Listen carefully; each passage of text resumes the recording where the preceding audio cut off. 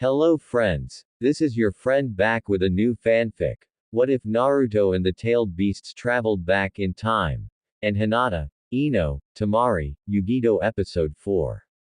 If you like this story, don't forget to like, share, and subscribe, and leave your thoughts in the comments. Now, the timeline has changed so much that even the tailed beasts can no longer predict what will happen next.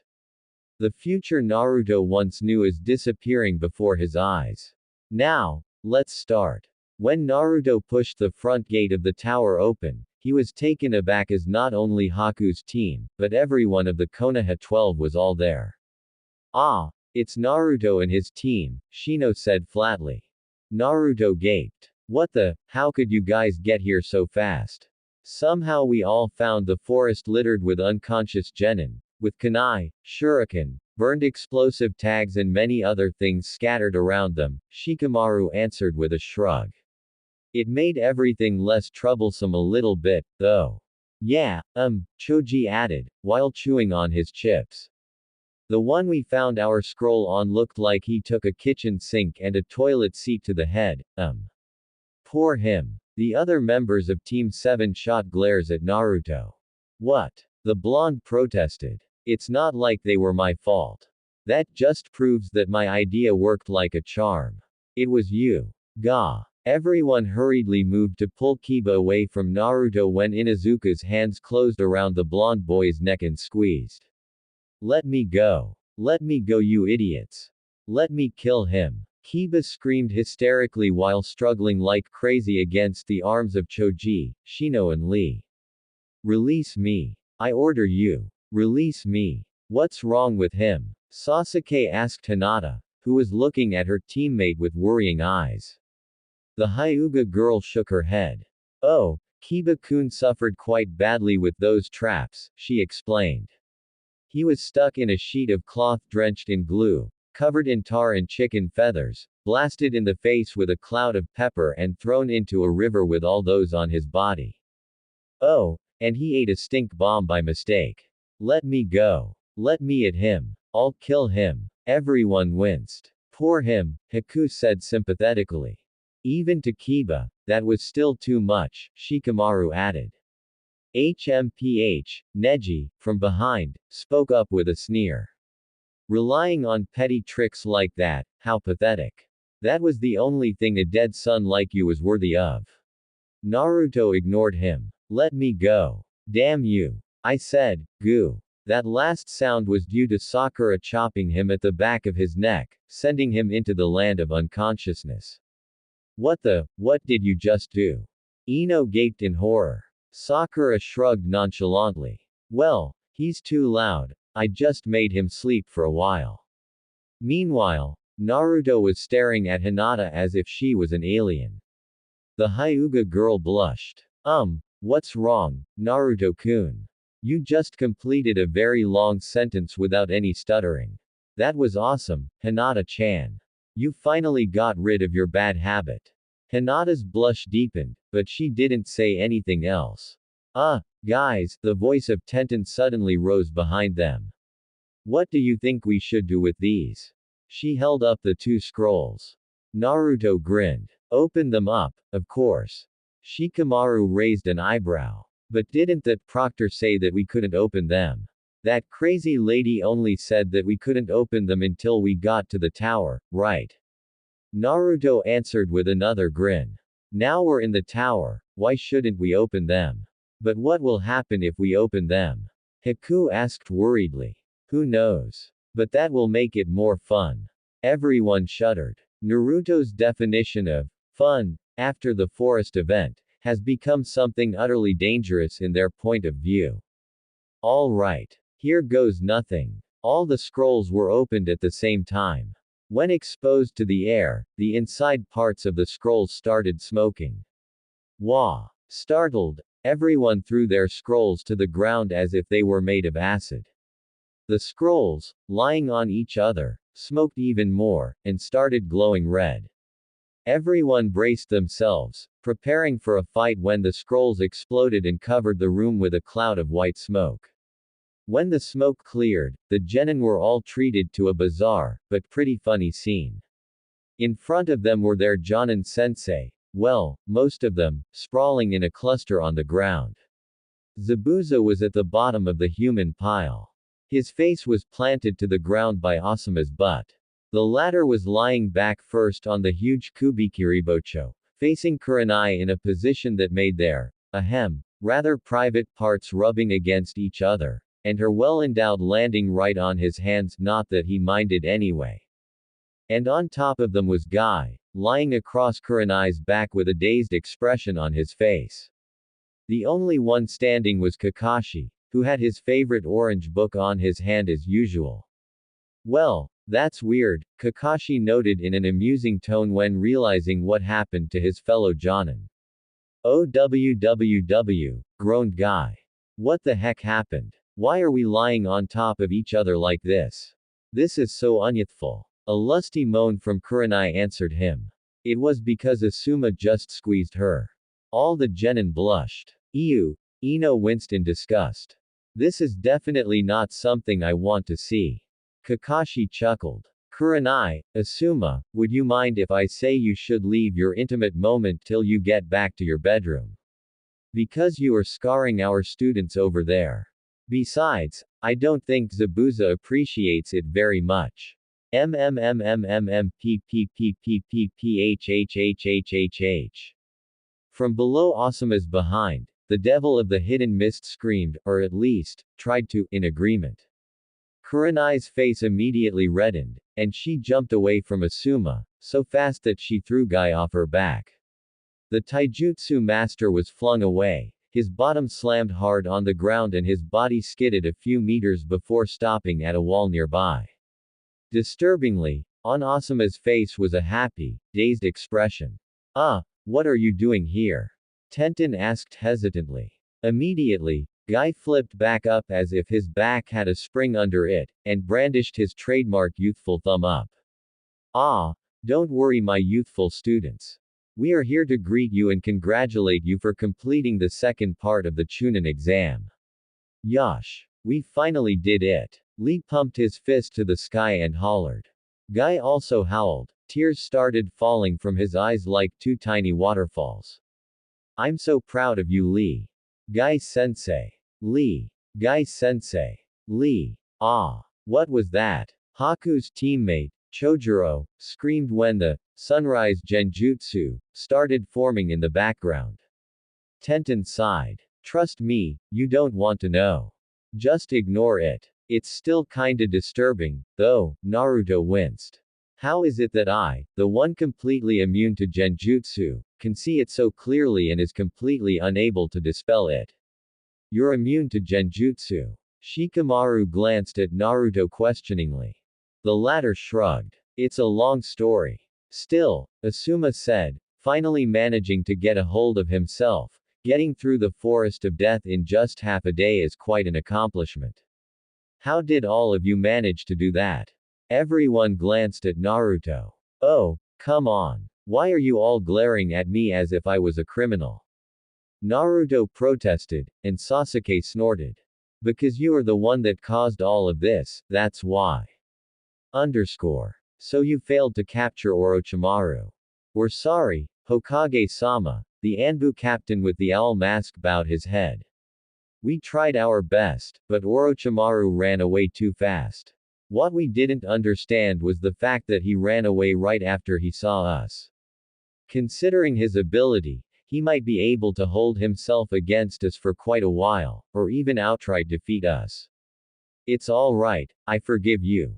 But, the old Hokage continued in an amusing tone, if you look at this, you will understand why Orochimaru had to run away. The Anbu captain looked behind Hokage's back, and his eyes widened. Had he not been wearing a mask, everyone could have seen how many teeth he had in his mouth. Holy crap, what kind of jutsu can do this kind of damage? He stuttered, pointing at the ridiculously large crater which he clearly remembered didn't exist in the forest the previous day. Lying inside it were fragments of something that looked suspiciously like a 30-inch thick door of a gate. And that's why you don't mess with a Jinchuriki with full control of his tailed beast, Coming back from the future, Orochimaru, Sarutobi thought with a slight smirk. Underscore. Naruto was bored out of his mind. No one had ever told him that he had to stay in the tower until the second task was over. It's not like they didn't have enough for him to live here, but seriously, it's so boring. They didn't even have ramen on the menu.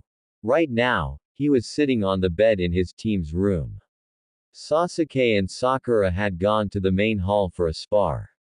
Having nothing else to do, he ran through the process of constructing a blueprint for creation of all things once again. It's worth noting that Naruto couldn't do the technique with the original instruction from the beasts. It's just too complex, too abstract for a slow brain like his to follow. So Naruto did something no one could ever expect. He copied the steps of a similar technique in a certain novel he had read to replace what the beasts taught him. And, surprisingly, it worked. He concentrated on the image of a kunai in his head. Judging the concept of creation. Hypothesizing the basic structure. Duplicating the material. These steps were easy. The kunai is so familiar a tool to Shinobi that he didn't even have to rack his brain for it. A knife. Steel. 25 centimeters long. Pointy at the tip, with a double-edged blade. Cloth wrapped around the handle. Imitating the processes of its making. He struggled briefly as his brain attempted to recall every process perfectly. In his mind, the image of a blacksmith slamming his hammer down on the anvil flashed. Sympathizing with the experience of its growth. Reproducing the accumulated years. Naruto winced. These steps were always the most difficult. This is the main obstacle which hinders him from creating objects, or rather, recreating already existing ones. Try as hard as he might, he couldn't seem to grasp all events the knife in his hand, or everything he wanted to create, had experienced during their lives. It was a step that was just beyond his ability. Because of that, he could never create anything which could be considered perfect. Even the clothes he was wearing right now would just disappear after a month at best, and a few minutes at worst. And he has to learn everything, yes, everything about the object he wants to create by heart if he wants to recreate it. The structure, the materials, the history, everything. It's not like he has an infinite library which can record everything he sees in a blink of an eye, anyway. Luckily for him, he had managed to find a way around that. By altering the design of the thing he wanted to recreate slightly, for example, making a sleeveless and orange jacket instead of an originally black and sleeved one with similar design, he turned it into a completely new creation that never existed before, and thus had absolutely no history in its life, basically giving the creation the history it never had. Thanks to this, creating a blueprint became much easier for him. Well, only if the design in his head was, fortunately, unique, anyway. There might be a chance that the design was used without his knowing. Therefore, his creation of all things didn't always work as it should be. And if he couldn't even do something like creating inanimate things properly, the higher levels like modifying his body, or creating living things would be next to impossible. He sighed and relaxed, and the half-completed blueprint in his head faded away. Good job Oni-chan, you already had a grasp of it, Saikyo smiled with her satisfaction. Yeah, Naruto sighed. But this is still nowhere near perfect. If I cannot use it perfectly, how can I hope to create awesome living things like the sage or old man Hashirama? Not noticing the cringing of the slug at mentioning of the name, Naruto blurted out what he just remembered. Speaking of old man Hashirama, Saikyo-chan, how did he die? He is so incredible his power was enough to subdue Madara, and he also had someone like you with him, Saikyo-chan. Saikyo-chan, are you there? No answer. The connection between Naruto and the slug was completely cut off. Naruto started panicking. What the heck had happened to her? Do you even have to ask? You screwed up. Big. The voice of Kurama suddenly rising in his head made him jump from the bed. Kurama. What do you mean I screwed up? The vixen sighed. Come into your mindscape and I will explain. Underscore. So what did I do wrong, Kurama? The vixen didn't give a straight answer.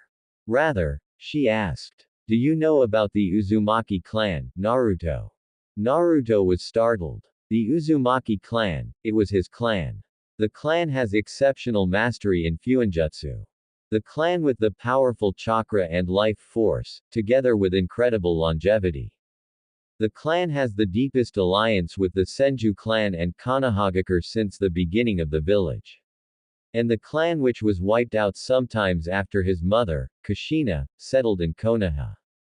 But what does it have to do with Saikyo? As if understanding what Naruto was thinking, Kurama said. The destruction of the Uzumaki clan and Uzushiogakure is very famous. However, there is another battle involving the Uzumaki clan which was never shown in any historical document. It was the battle that took the life of Hashirama. Naruto's curiosity was aroused. What happened there? Kurama closed her eyes. It was during a visit of Hashirama and his wife to Uzushiogakure when he was still the first Hokage. On this day of destiny, an alliance of Kumogakure, Iwagakure and Kurigakure decided to attack the village. Being the ally of Uzushiogakure, of course Hashirama and Mito went to help. With the assistance from the man called as the god of Shinobi, Uzushiogakure managed to hold them in a stalemate, and nearly turned the table. Wow! Old man Hashirama was awesome. Naruto cheered happily, pumping his fists. Until Madara appeared. Naruto's hands froze in midair. What?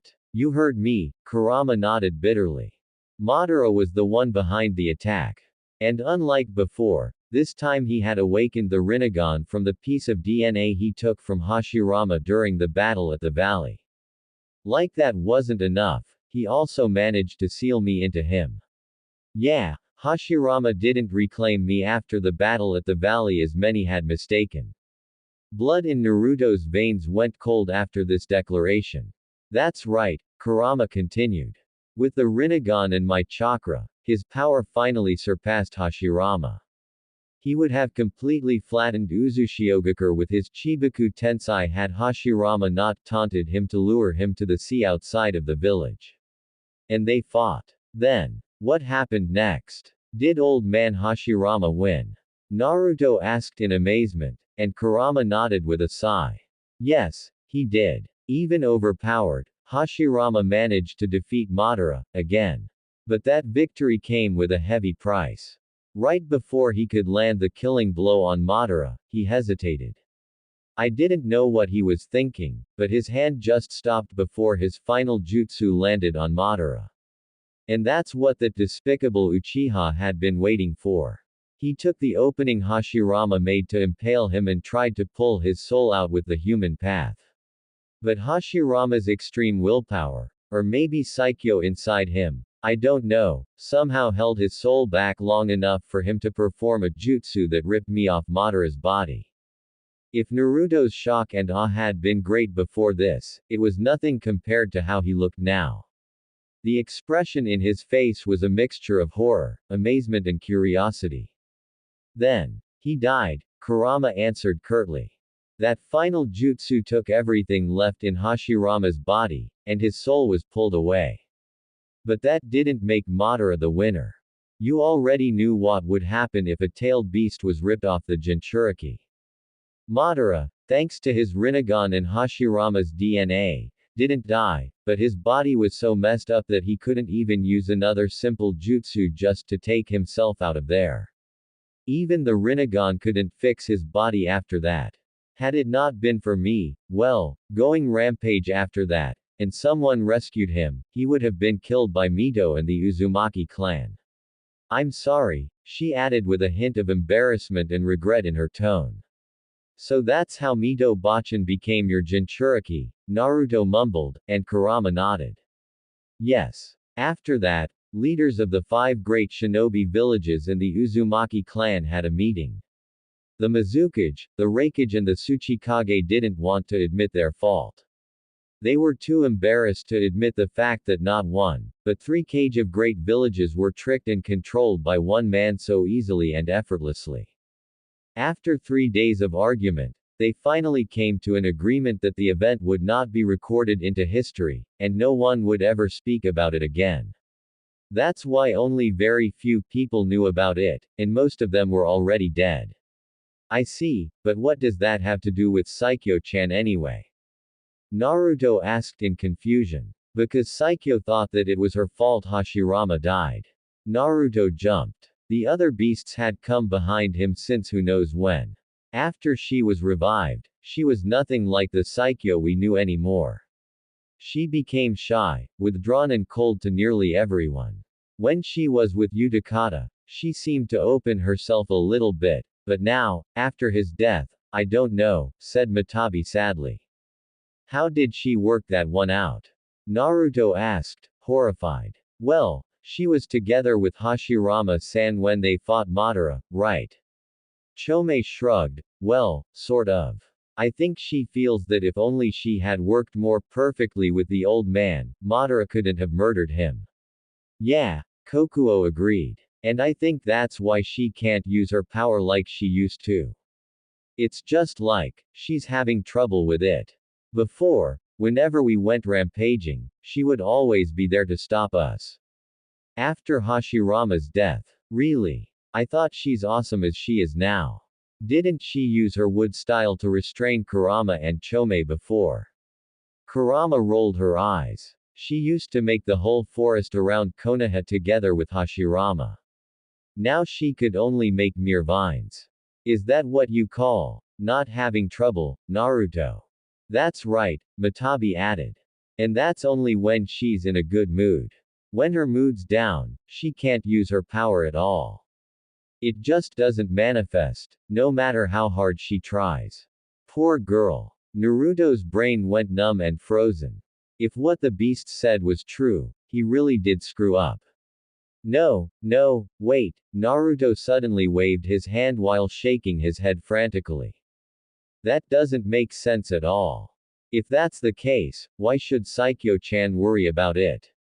It's not like it's her fault, right? She couldn't do anything about it. The tailed beasts looked at each other awkwardly. Naruto, that's exactly why she blamed herself. Yuki shook his head. It is survivor's guilt, you know. I think you of all people would be the one who understands this best. Do you remember when Neji died to protect you? Do you remember when Hinata and Sakura were impaled while trying to save you? You were there, looking at them dying, and couldn't do anything to help. Have you ever felt hopeless and regretted that you were alive, but all the other ones close to you were dead right before your eyes? Worse, when they die because of you. When Naruto nodded dumbly, he nodded and continued.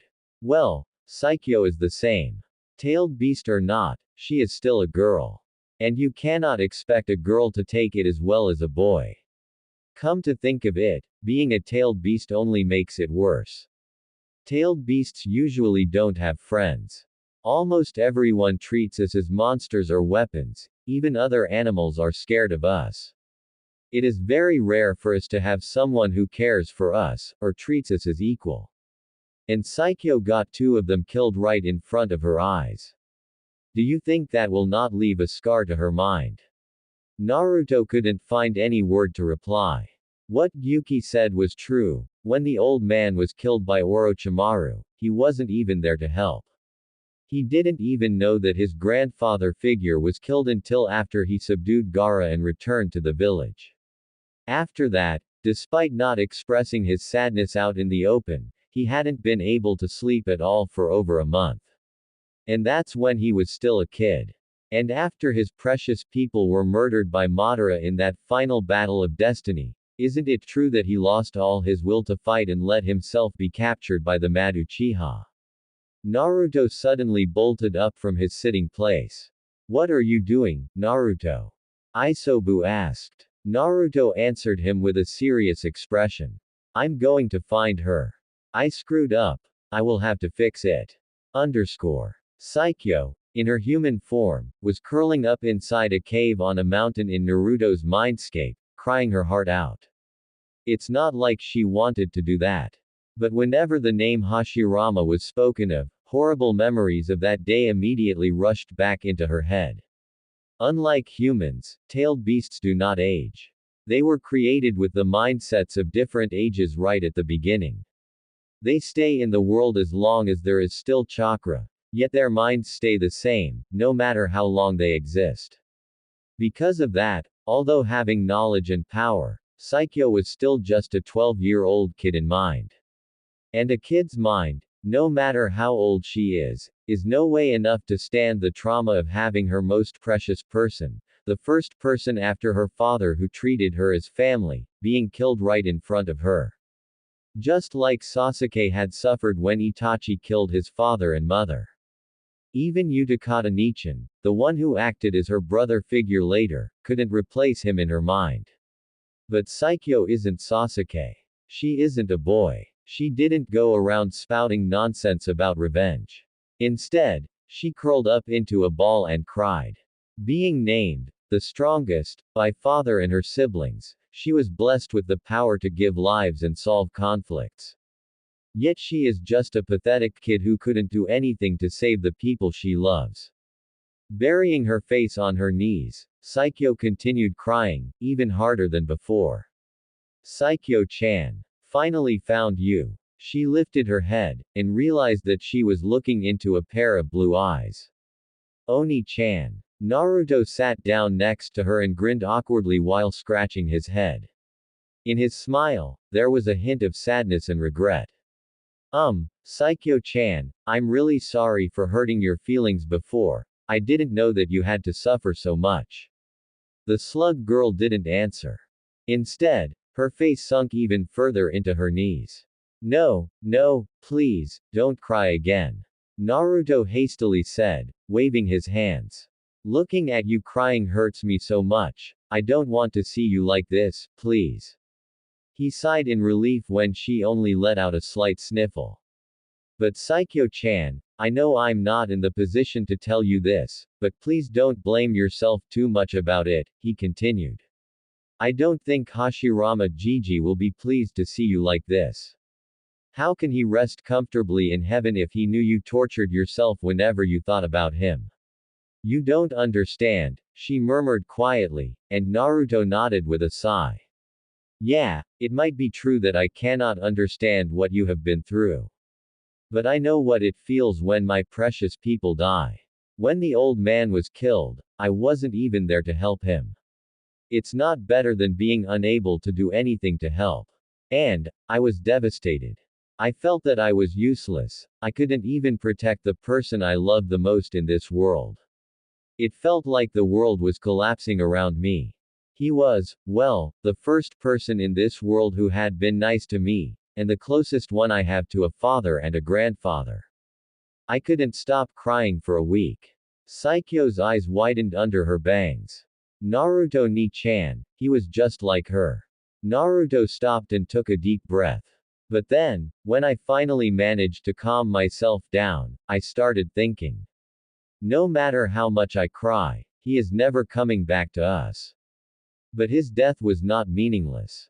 He offered his life to stop a very dangerous person who tried to destroy our village. He faced death at will for the sake of the village. That was something which must be honored, not mourned about. So I pushed my sadness away. I thought that if I continued torturing myself like that, it would just be the same as spitting on his efforts. And all the others who had died for me, well, I used to lose myself when I saw them dying in front of me, but now, when I think of them, I feel like their powers are flowing through my veins. They gave me their strength, and their hopes for a good future, and I won't let their efforts be wasted.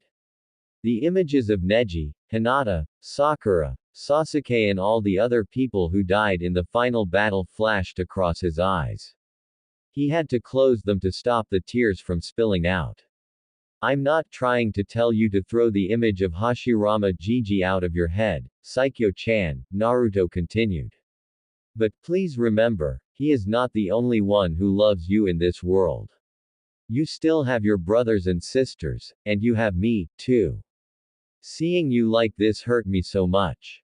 I cannot say that I will be the one who replaces Hashirama Jiji, but I swear on my life that I will do everything I can for you, and I will protect you with everything I got. After all, an older brother protects his younger sister, right? He added with a grin. The slug's eyes widened even further.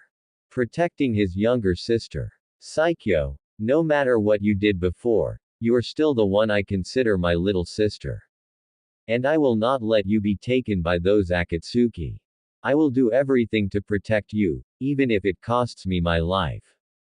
Utakata Ni-chan had said that to her when they're facing pain. He's the same, as Naruto Ni-chan.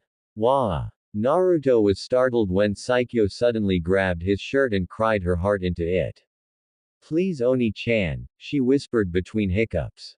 Please don't leave me again, everyone who is close to me has left me, I can't take it anymore, if you leave, Please, stay with me, don't leave me. Naruto couldn't say a word for a while. Then, he smiled and hugged Saikyo, while patting the girl's hair gently. It's okay, I'm not going anywhere, I'll be here for you, always. In the real world, the sun was descending down the horizon. First of all, congratulations on passing the second task of the Chunin exam. The voice of the third Hokage boomed around the hall. It's the end of the fifth day, and now, all the remaining competitors were gathering in the great hall of the tower. Naruto looked around. This time, there were also 21 competitors left, including all the rookie 12 of Konoha and the Sand siblings. However, Kabuto's team and the team from Sound couldn't make it this time. Replacing them were Haku's team and the team of the redhead from Kusagaku. He zoned out from the speech of the old man about the exam being a life-risking battle, a form of war for the allied villages, blah blah blah, and Hayate announcing the preliminary.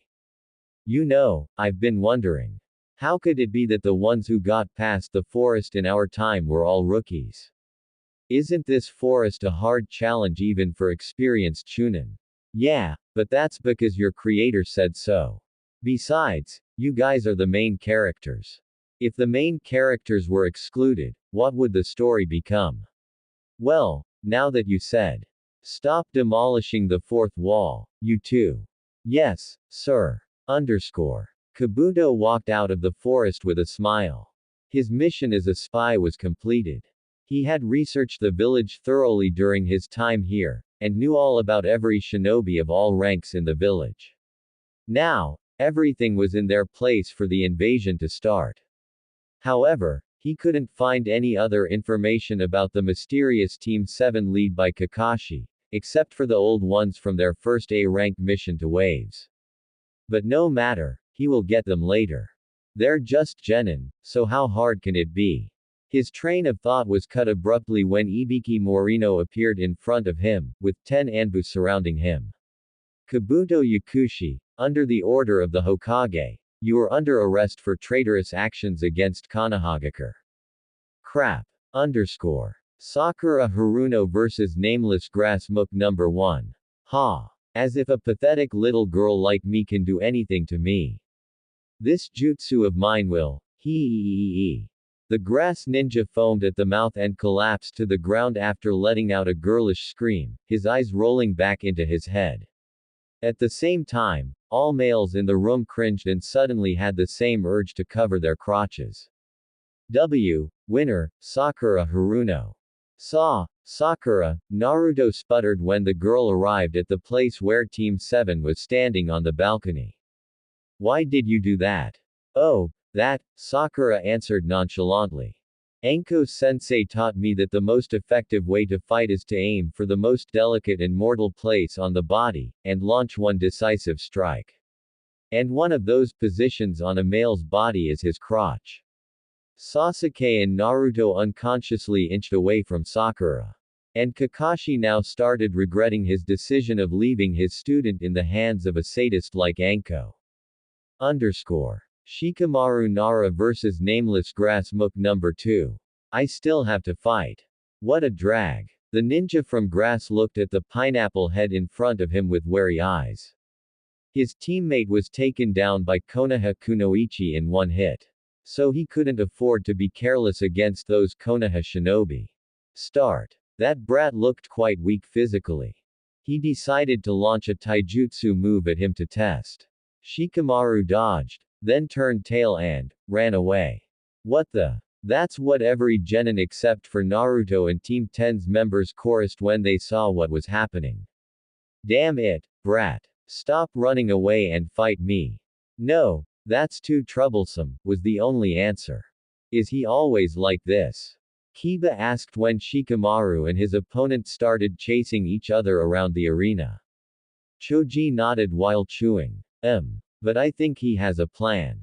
There is always a plan in his head, Then suddenly, the grass genin stopped dead on his track. He found that he couldn't even move a muscle. Shadow Possession Jutsu, success. Shikamaru said in a bored tone. How? The grass nin croaked out the only word he could mutter. Instead of answering, Shikamaru looked up. The grass shinobi's head rose with the motion, and his eyes widened. No way, the balcony. Yes, the balcony, the Nara boy smirked. Because of the light of this room, its shadow is pretty large. I ran away just to lead you into its shadow, and use that shadow to extend my own shadow until it reached yours. Shadow Jutsu of the Nara clan, Asuma smiled proudly. Specializes in immobilizing enemies. Very effective in team fights, but only for the people with sharp minds and quick thinking, just like Shikamaru. Wow, Shikamaru is awesome. Kiba exclaimed. Shikamaru reached out his hands and did some motions behind his head. At the same time, the grass genin's headband dropped to the ground with a loud clang. Then he proceeded to smash his poor opponent's head against the wall. After 5 minutes, the grass genin managed to croak out his forfeit, then fainted. Sasuke palmed his face. I really don't know what to say about this match. Winner, Shikamaru Nara. Rock Lee vs. Ino Yamanaka. Guy-sensei, I cannot fight her. She is a girl. Hurting a girl is unyouthful. Ino's forehead popped a vein. What do you mean when you say I am a girl? Never say that to my youthful students. The person in front of you is not a girl now. She is a youthful opponent, and by defeating her, the power of youth will explode once again. Another vein popped on Ino's forehead. Okay, now what do you mean when you say I'm not a girl? Yosh. Then I will let all the power of my youth explode. Leaf Hurricane. Wait, wah. Bam. Crash. Crash. Crash. Sakura winced. Poor Ino. Yeah, Naruto agreed. The power of youth is definitely not something to be underestimated. Winner, Rock Lee. 3 matches are done. That was fast, Naruto blinked. Yeah, but they cannot be considered matches. Sasuke shook his head. Sakura literally broke her opponent with a kick to the nut. Shikamaru did almost nothing other than running away. And the bushy brows match, no, just no. Seriously, is this the Chunin exam or a joke? So to you, only a fight with flashy explosive jutsu is good. Naruto raised an eyebrow. Sasuke turned slightly red. I didn't say that. Then it's your chance now, Naruto smirked, and pointed at the name board. Sasuke followed his finger, and also smirked. Sasuke Uchiha vs. Shiro Ikigaki. Who is Shiro Ikigaki? From the other side of the balcony, Haku's white-haired teammate jumped down to the arena. A member of the new 7 Swordsmen of the Mist, equal to Zabuza, Sasuke's grin became wider. This is a good chance to show the fruit of all the training I did last month. Then without another word, he jumped across the banister. That's Sasuke. He might not be the one obsessing with revenge like before, but his thirst for power is still there, Yuki said worriedly. If Madara can get a hand on him in the future. Don't worry Yuki, Naruto interrupted him in a firm tone. This time I am here. If Madara wants to get to him, he will have to face me first. I will not let Sasuke fall into the hand of evil again. I swear on my life. Sasuke Uchiha-san, the boy gave a slight bow. I've heard about you from Zabuza-sensei and Haku-san. You are a formidable opponent, and I cannot let my guard down against you. Big words from the one who doesn't even have a sword, Sasuke taunted him, but the expression on the mist swordsman didn't even faze a bit. It's true I don't have a legendary sword of my own. But that doesn't mean I do not have my own sword to fight with. With two loud pops and a burst of smoke, two short, broadswords fell into Shiro's hands. Sasuke smirked, and drew his own katana. Then let's see how good you are with those swords. Two swords. Kakashi looked at Zabuza. You are training him to wield Kiba. What does he have to do with me? Kiba asked in confusion. Kakashi shook his head. Not you, Kiba. Kiba is the name of a pair of swords in the 7 legendary swords of Kurigakure. They are called the sharpest swords in existence, not only because they can boost the power of their wielder to the utmost limit, but also because they can transform the nature of their owner's chakra channeling into them into lightning, enhancing their cutting power greatly to the point that almost nothing in the world can survive a slash from them. As far as I know, they also allow the wielder to manipulate real lightning freely with only a little bit of chakra. Just as expected from Kakashi of the Sharingan, always has the information in his brain, Zabuza smirked. This boy is not the strongest shinobi in Kurigakure, but his potential is incredible. I see, Kakashi gave a furtive smile from under his mask. But my student is not someone to be underestimated either, Zabuza. Begin. With a kick to the ground, the white-haired swordsman dashed forward. That's not going to work. His charge was stopped. Sasuke was a natural in sword fighting. His katana was longer than Shiro's short swords. And the reckless movement of the Kiri boy had too many openings. With the Sharingan, they were easy to see. A thrust was aimed at Shiro's exposed stomach. Clang. Steel met steel. Sasuke's thrust was smashed away by one of the shorter swords. The short swords don't have the length, but they have the mass. Sasuke could feel his hand shaking lightly from the collision. The other one, at the same time, swung at Sasuke's neck. And with the Sharingan, Sasuke could see the real threat behind it. The descending sword was coated in lightning chakra. TCH. The Uchiha boy ducked, letting the lightning-imbued sword soar over his head. Very well, if you want to play that game. The katana in Sasuke's hand started glowing with electricity. He struck again, this time at Shiro's chest, where there was no protection, and showing another glaring opening. His katana was swatted away again, by another lightning-coated sword. Damn it! On the balcony, Kakashi was staring at Zabuza with a horrified eye. Zabuza, why did you teach that boy this kind of fighting style?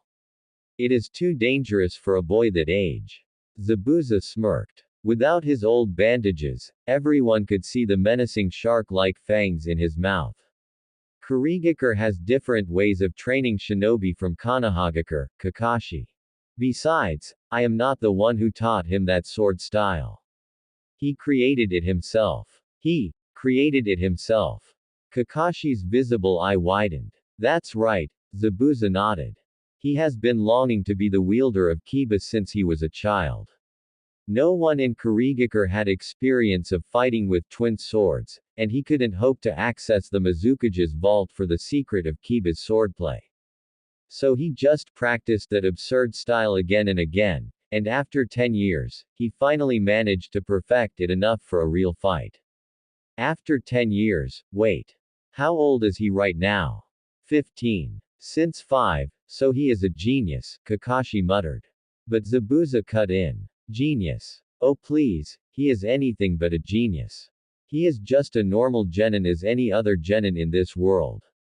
He is not good at genjutsu, his ninjutsu and taijutsu are just adequate. The only thing he can be called good at is kenjutsu. It's his dream to become the strongest swordsman in the world that pushed him to the limit, making him the one he is today. Unlike Konohagakure, Kurigakure does not need geniuses, he sneered in the geniuses word, to keep it strong, in the reign of our new Mizukage. Kakashi couldn't find a word to say. At the far corner, Neji Hyuga snorted. There is no way a nameless normal person can ever catch up to a true genius. It's their destiny to fall against geniuses like him. Sasuke was frustrated. There was nothing special about that guy's fighting style. It was crude, reckless, and full of holes. Yet, he couldn't even find a way to land a hit on him. It's just like, he let him see the openings on purpose. No matter how fast he struck, the short swords were always there, blocking his attacks completely. His Sharingan allowed him to avoid all the attacks from his opponent, but if he couldn't even land a hit on Shiro, all the fighting would be meaningless. In fact, he was being pushed back, further and further, by the advancing Shiro. Who could possibly think that Sasuke Uchiha, a member of the Uchiha clan, possessing the fully unlocked Sharingan and a natural mastery of Kenjutsu, was being overwhelmed by a nameless genin in close combat? He gritted his teeth. If Kenjutsu didn't work, he would have to try another way. He jumped back a few steps, throwing his sword to the sky and weaved through hand seals. Fire style. Fireball jutsu. A fireball, much stronger than what Sasuke could have used before, shot out from his mouth towards Shiro at a very fast speed. It seemed Shiro was too surprised to do anything against it. A loud boom, and the room was covered in smoke. Is it over? Haku asked worriedly. Zabuza shook his head. No, not yet. 30 seconds passed, and Shiro emerged from behind the smoke. His body was full of scorching marks, but he wasn't injured. How is it possible? We all saw him being hit. Ino exclaimed in surprise. He drenched himself with a water jutsu right before the fireball hit, Kakashi answered her. No one had realized him pulling his headband up. His Sharingan now glued to the battle in the arena with unusual interest. It decreased the power of the fire jutsu considerably. You are a very powerful opponent, Uchiha-san. I don't want to do this, but with an opponent like you, I cannot afford to hold back anymore. Hidden Mist Jutsu. Say what? Was the shared thought of all Team 7 and Team 8 members right now. Mist started to gather inside the room. Sasuke cringed. Subjected to this jutsu once, he knew how deadly it could be, and what would happen if he could not find a way to counter it.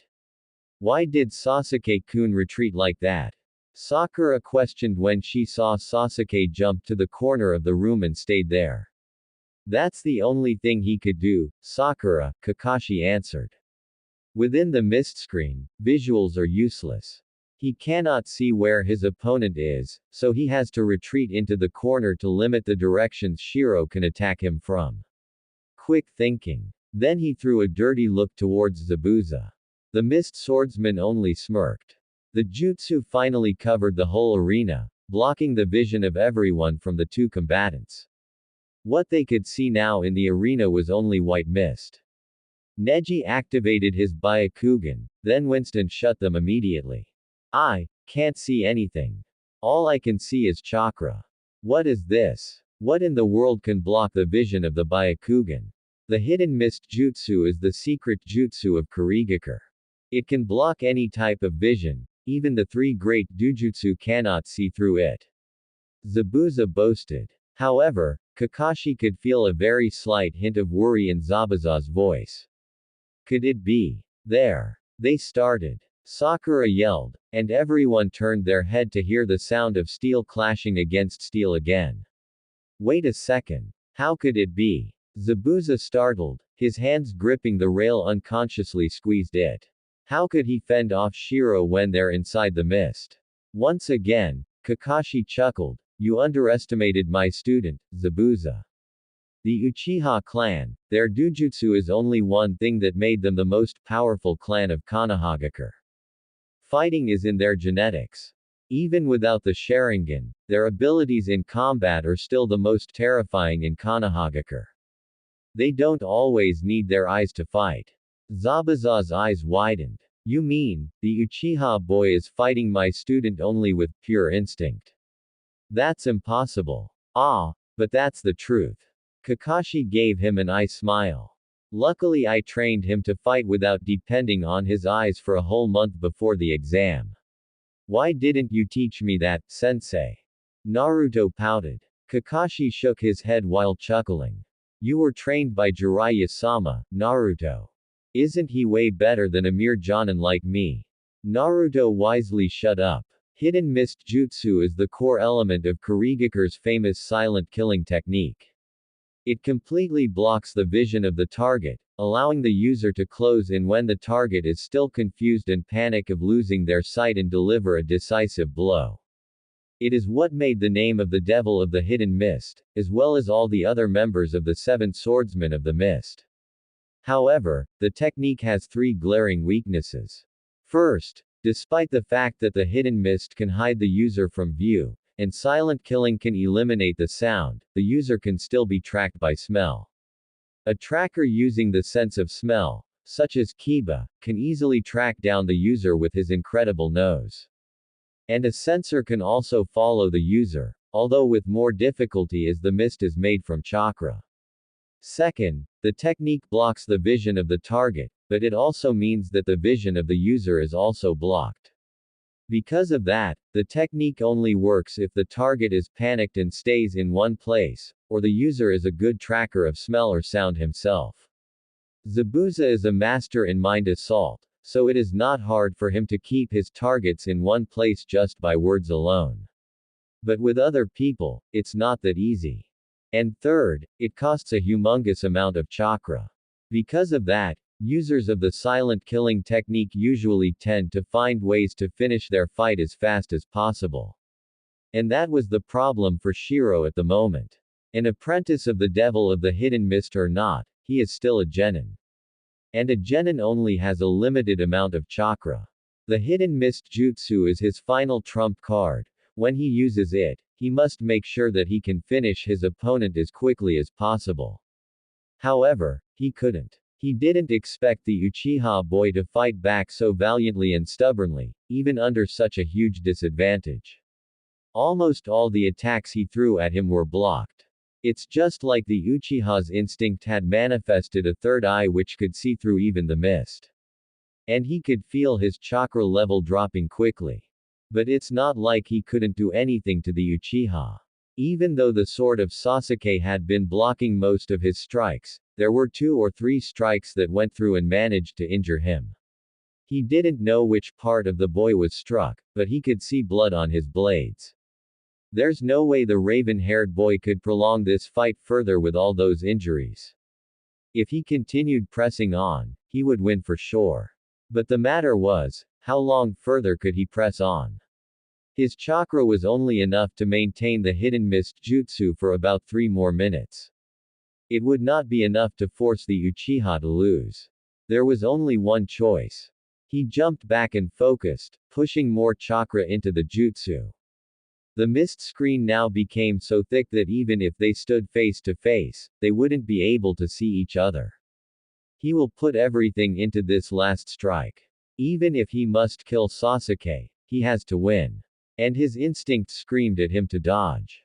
He leaned to one side, right before a shuriken sword passed his face. From inside the mist, shuriken after shuriken was flying out in every direction. He hastily stepped back and swung his swords to smash away the projectiles flying around him. What was his opponent doing? Sure, it might be easier hitting him in the mist that way, but he could block everything of that level. His back touched something that felt like a string. Finally got you. Lightning style. Shocking web. Immediately, Shiro felt like there was 1,000 volts of electricity running through his body. He gasped in pain, his lungs felt like they were being grilled in a blast furnace, and all of his muscles felt cold and numb. The mist swordsman's body started losing its senses, and he felt like his heart stopped for a moment. He dropped his swords and collapsed. Then it stopped. Only then he could feel the wires cutting into his skin. How? The mist started clearing, and everyone in the room, except for Sasuke, all gasped in chorus when they saw what happened. A whole corner of the room, where Sasuke had jumped into to protect himself from the assault of Shiro, was covered in shuriken. And each shuriken had a ninja wire tied onto it. They were, right now, forming a metal web, which the mist ninja was now trapped in. And judging from the jutsu Sasuke had just yelled, this web was full of high-voltage electricity just about 1 minute ago. And Sasuke's katana was now pointing at Shiro's neck.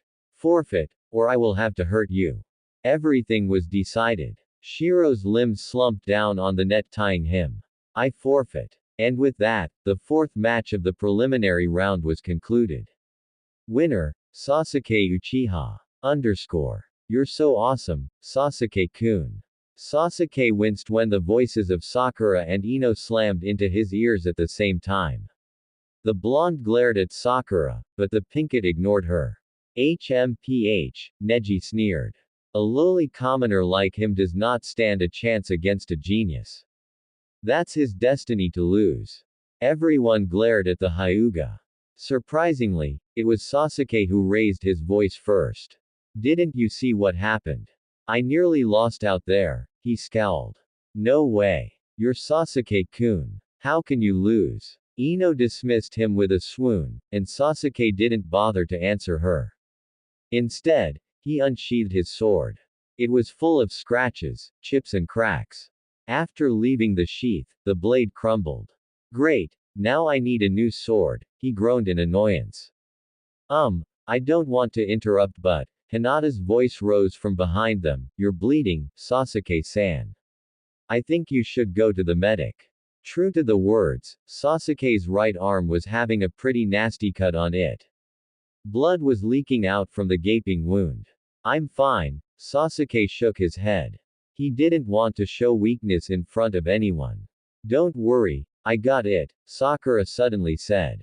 She put her hands on Sasuke's wound, and they started glowing green. Immediately, the wound started closing. You learned medical jutsu.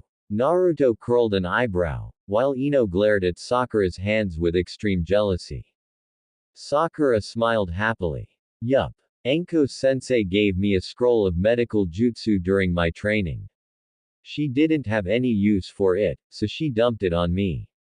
But it's kind of fun. I learned many things in that scroll, mainly basic healing jutsu and stuff. It's useful for surviving in the forest, you know. Bookworm, Naruto muttered, and received a bop to the head. What's wrong with being a bookworm, huh? Uh-oh, Kiba suddenly muttered in a worried voice. This is not good. What's wrong, Kiba? Naruto asked in confusion. What is not good? Oh, crap. The screen was now showing the names of the combatants for the next match. This is bad. Very, very bad. Naruto looked at Kiba, whose hands were gripping the rail with such strength that it might rip the metal pipe off, and faked innocence. What's wrong, Kiba? I know Neji is powerful, but it can't be that bad, can it? You don't understand, Naruto. Kiba shook his head. His knuckle had become white from squeezing the rail too hard. I've only met that Neji guy once before, but I could literally see the hostility he had towards Hinata. And here, when we arrived at the tower, his team was here first, and it happened again. It's not normal hostility, it's killing intent. It's just like, he wanted to murder her. And now he has the chance. You're kidding, Sakura asked in disbelief. They're siblings, right? Why would Neji want to kill Hinata? Actually, they're not siblings, Kakashi explained. They are both members of the Hyuga clan, but Hinata is a member of the main house, and Neji is in the branch house. Many things have happened between the two houses for years, and they do not get along very well. But that doesn't make sense. Ino protested. Even if they have some disputes, it cannot be so bad that they want to kill each other, right? She faltered when seeing the face of the Jonin. I don't know much about this but, Lee said, in order to protect the bloodline of the Hyuga clan, the main house has established rules which clearly put the branch house into disadvantage. The branch house is always inferior, and because of that they all bear grudges on the main house.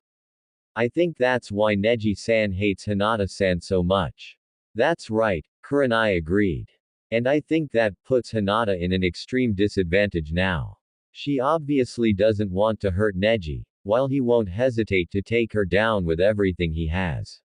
Everyone looked at the arena, where the two Hyuga were facing each other, with worried eyes. Before we fight, I want to say something.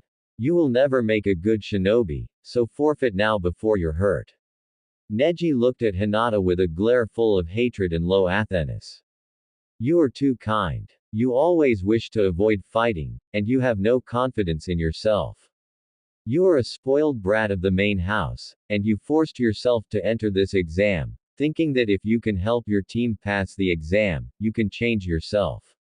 But you will not be able to do it. People cannot change themselves. In this world, there are geniuses, and there are failures. Failures will always be failures, their personality and strength will not change. Just like, please stop it, Neji-ni-san. Neji's rant was cut off abruptly. Hinata's words were said with such confidence and power that even Neji himself was startled. It is true I don't like fighting, and I don't want to hurt people. But that doesn't mean I cannot change myself. There is someone, he used to be the dead last, the joke of the class, the one who always got laughed at by everyone, but he has never thought of giving up. He always believes that even a failure like him can someday become better, and he never stops pushing himself to the limit. He is the one who taught me that running away will not help solving any problem. If he can change himself, there is no way I cannot. You don't get it at all. Neji shook his head. Destiny cannot be changed. You're destined to be a failure of the Hyuga clan, just like I'm to be a branch member. It cannot be changed. It can never be changed. Just like how my father died because of the main house. The temperature in the room suddenly dropped. Everyone could see Hinata cringing when the words, "my father," were said out loud. Very well, Neji said, lowering his stance. At the corner of his eyes, veins bulged up, signaling the activation of the Byakugan. If you insist, I will show you the difference between a genius and a failure. Hinata's lips trembled, but then her eyes steeled up, and she also lowered her stance, and the Byakugan activated. And I will show you that even destiny can be changed. Neji-ni-san, let's go. And the two combatants charged. Naruto, you really did rub it off on her, didn't you? Sasuke raised an eyebrow at Naruto. Our protagonist blushed. Why do you think it's me she's talking about? Sasuke just rolled his eyes. Still, Ino said, I'm so surprised about her. Who could have known that our quiet and sweet Hinata could be this strong? She is going toe-to-toe with that Neji guy. True, Hinata was, right now, doing an incredible job fending off Neji's relentless assault. Even though her attacks on Neji were not very effective, the Hyuga boy also couldn't land a clean hit on her. You don't know what that girl can do, Kurenai shook her head. Since we arrived home from the mission in waves, Hinata has completely changed. She is no longer the shy and cowardly girl who doesn't know anything but running. For her to become like this, it's all thanks to you, Naruto, she gave the blonde boy a smile. Naruto scratched his head sheepishly. Still, Kurenai thought, even with all the changes she has made, Hinata still has a fatal weakness. Will she be able to finish the match before Neji can figure it out? Some people might think that a fight between two people using the same fighting style is boring, as everything the combatants launch at each other will be the same, and the match will last very, very long without a clear winner. Well, it definitely isn't the case with this match. It's long, alright, but it is no way boring. Left arm, right shoulder, head, stomach, spleen, right arm, left thigh, blocked, blocked, blocked, blocked, blocked, blocked, blocked. Neji was frustrated. Not only that, I was surprised too. He didn't expect someone like Hinata could fend off his attacks like this. Hinata, the weakest member of the Hyuga clan as far as he knows, the one who is considered the failure of the clan, was blocking all of his strikes. Not only that, she was fighting back. Worse, what she was using to fight him was not gentle fist. To be exact, it is gentle fist, but at the same time, it isn't. All the basic elements of the gentle fist were there. The all-seeing ability of the Byakugan, the application of chakra into the strikes to attack the inner organs. But the stance, the movement, they're all different. The stance of the usual gentle fist Neji, as well as all members of the Hyuga clan, was firm and rigid, aiming mainly on attacking and finishing people quickly with lethal, piercing strikes to the inner organs and the tenketsu. The stance Hinata was using right now, it wasn't the normal gentle fist stance. It wasn't even a battle stance. Her movement was so flexible it felt like the flow of a river. It's just like, she's dancing across the rain of palms aiming at her. And somehow, it managed to deflect most of the strikes. He wanted to use the 8 trigrams, but whenever he made some distance to go into the stance, Hinata would close in immediately and effectively negate his intending attacks with her own flurry of strikes. It's just like the perfect counter to the normal gentle fist. However, it doesn't mean the style has no weakness. After another unsuccessful barrage of strikes from Neji, the two Hyuga separated, and Neji jumped back a few steps. You managed to defend against my attacks so far, he sneered. But will you be able to keep up with me any longer? Hinata was now trembling and breathing heavily. Sure, her new gentle fist stance is innovative and effective, but it is in no way perfect. It was a style Hinata and Kurenai thought of just a month ago, and all the practice she had was only in that month. There are a lot of redundant movements, and since Kurenai wasn't a taijutsu specialist, she couldn't fix all of them for Hinata. Thus, when she and Neji traded blows, some of the strikes still managed to hit her, though not fatal. And, you cannot hide it from my eyes. Your stamina has reached its limit. And I have landed hits on you. With that exhausted body, how much longer can you hold it? Neji smirked while glaring at the trembling Hinata. Hinata winced. The hits of Neji, while not fatal, couldn't be said to not cause any harm. She could already feel some parts in her body becoming numb. Her chakra was not completely blocked, but its sensation was getting weaker inside her body. Not yet. I still have one more trump card left. One more time, I'll ask you Hinata-sama, Neji said again with the same threatening tone. Forfeit now, or I won't take any responsibility for what's going to happen. No, Hinata choked out between heavy breaths. If I give up now, then all I said before will be meaningless. I won't go back on my words, because, that is also my ninja way. Neji scowled. You are stubborn, you can barely stand, I can see that. No matter how hard you train, you can never defeat me. People cannot change, that's destiny. Why push yourself like that, to make yourself suffer? I am not suffering. Neji's eyes narrowed. What? It is not me, who's suffering right now, Hinata repeated weakly. Neji ni-san, you are the one who is always torturing yourself within the destiny of the branch house. I don't want to see you like that, I want to save you from that fate, so. Veins bulged up even more around Neji's eyes, and his face suddenly twisted into an expression of fury. Without another word, he charged at Hinata full speed, his hand aimed directly at her heart. This is it, this is the time. Gentle step protection. What? In front of him, Hinata's arms started moving. Not lashing out at him to attack. Not moving aside to swat away his strikes. No, she was waving her arms wildly around her body. What the hell? Neji's instinct was screaming at him to stop the charge, but he was too close to Hinata now, he couldn't stop. 8 trigrams, 32 palms. And Neji felt himself slammed into an invisible wall of force in front of him. Pain racked through his body, he was thrown away a few feet, his body crashed into the ground with a loud thud. What is that technique? It is not gentle fist, he grunted out in pain, while trying to push himself up from the ground. It is, gentle fist, Neji ni-san, answered Hinata, who was now standing over him. She was still breathing heavily, but she was not trembling anymore. But, this is what I created, based on the 8 trigrams. It is not a technique created to harm people, it is a technique created to protect, she added between breaths.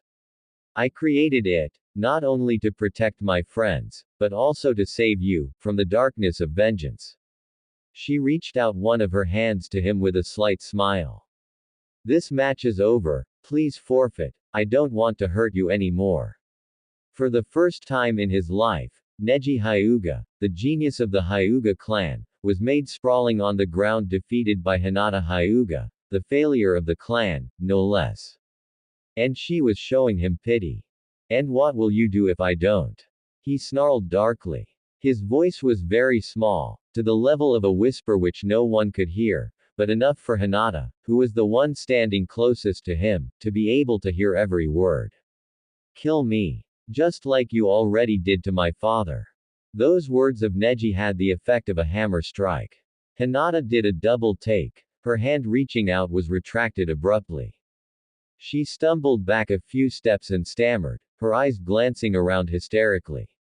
No, that's not true, I didn't. The opening she let out was exactly what Neji needed. Hinata-chan. Watch out. Naruto's yell snapped Hinata out of her stupor, but it was too late. Neji's 2 palms already drilled into her stomach. The poor girl gasped out. Pain racked through her liver, as if there were thousands of needles stabbed into it at the same time. Or more exactly, like a drill pierced without any hesitation into them. But Neji didn't even have the intention to stop. Jabs after jabs were launched at where the vital organs of her body lay, each of which was packed with enough power to destroy said organs. That was not the 8 trigrams, the techniques were invented with the purpose of disabling the enemy. What Neji was doing right now was just brutal, mindless jabs launched in vengeance with the aim of murdering.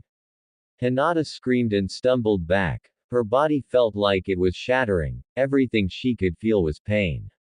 Blood spewed out from her mouth, she was going to die. The last jab was launched at where Hinata's heart was. It was too fast, and she couldn't even move her body to dodge it. Then Neji's hand stopped abruptly right before it touched Hinata's chest. More exactly, it was stopped. All the Jonin had jumped down and grabbed Neji before the final strike could land on Hinata. Kakashi was holding his stretching arm. Asuma was grasping his neck in a rear choke. Kurenai was crouching on the ground, holding his other arm back. And Guy was standing in front of him, gripping his wrist with one hand, his face was full of disappointment and disbelief. Special treatment for the main house again, Neji scowled in disdain and disappointment. Guy glared at him with a stern eye. That's enough, Neji. Didn't I tell you not to lose your head over this matter? Neji snorted, but he didn't say anything else. He turned to Hayate, who was standing at the side dumbfounded. So what now, referee? Declare the winner already. She cannot even stand up now. The Chunin shook his head to snap his brain out of its stupor. Right. Winner Neji Hyuga. On the ground, Hinata puked out another puddle of blood. Medic. By Kami, come here fast. Kurenai screamed, and 3 medical ninja flickered into the arena. One of them put his glowing hand on Hinata's body, scanning it quickly until stopping at her stomach. Then he lifted his head up and yelled to his partners. My left lung was punctured. Half of the liver was crushed and unable to work properly. Internal bleeding at an extreme level. Patience is losing consciousness. Prepare the emergency procedures immediately. Everyone, except Neji, paled. Even without medical knowledge, they could know that with such fatal injuries, a normal person would have died in 5 minutes. The fact that Hinata could hold out until now was a miracle. But even with that miracle, she would not last much longer.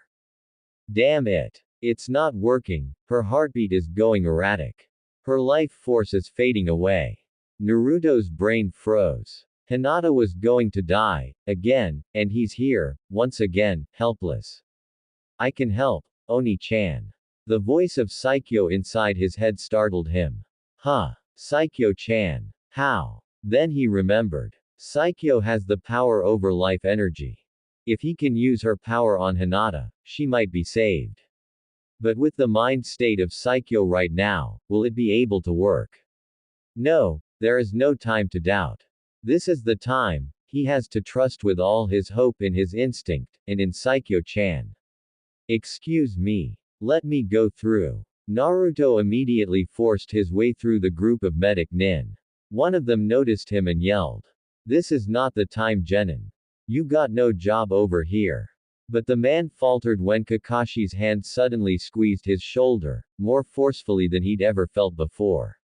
He gulped, and allowed the boy to go through. Naruto sighed in relief, and pushed through the crowd, putting his hands on Hinata's chest. A warm, lively stream of chakra started flowing from Naruto's hand into Hinata's body. But instead of vivid red, it's green now like a normal medical jutsu, albeit with a very slight tint of brown. Hinata's body cringed up slightly, but then quickly relaxed.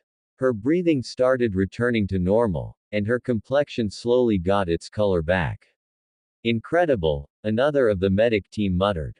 Her condition was stabilized. It's just like a miracle. That level of medical jutsu, it might rival even Tsunade-sama. Just what kind of genin is Kakashi training? Yeah, the medic corps of Konohagakure are full of idiots. They cannot even distinguish a normal medical jutsu from something completely different. Tsunade would have thrown a fit if she'd seen what happened to the division she had established and trained by herself after she'd left the village. It's Naruto's luck, though. Well, what are you waiting for? Kakashi said loudly. That girl is still in a critical condition. Take her for intensive care unless you want her to die. Ah, right, realizing their mistake, the medic team hastily put Hinata on a stretcher and took her away.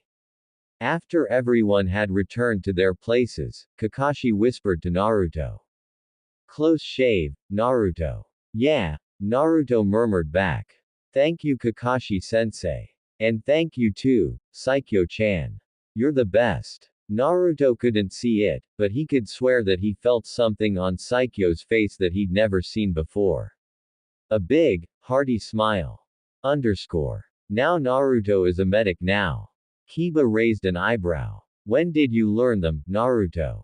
If Sakura becomes one, it's understandable, but you?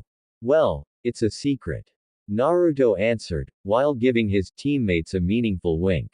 The two immediately understood what he wanted to say, and stopped their questioning right before it came out of their mouths. Still, Sakura said, I can't believe they still let Neji win. That last move was low. Hinata didn't even have the intention to fight him anymore.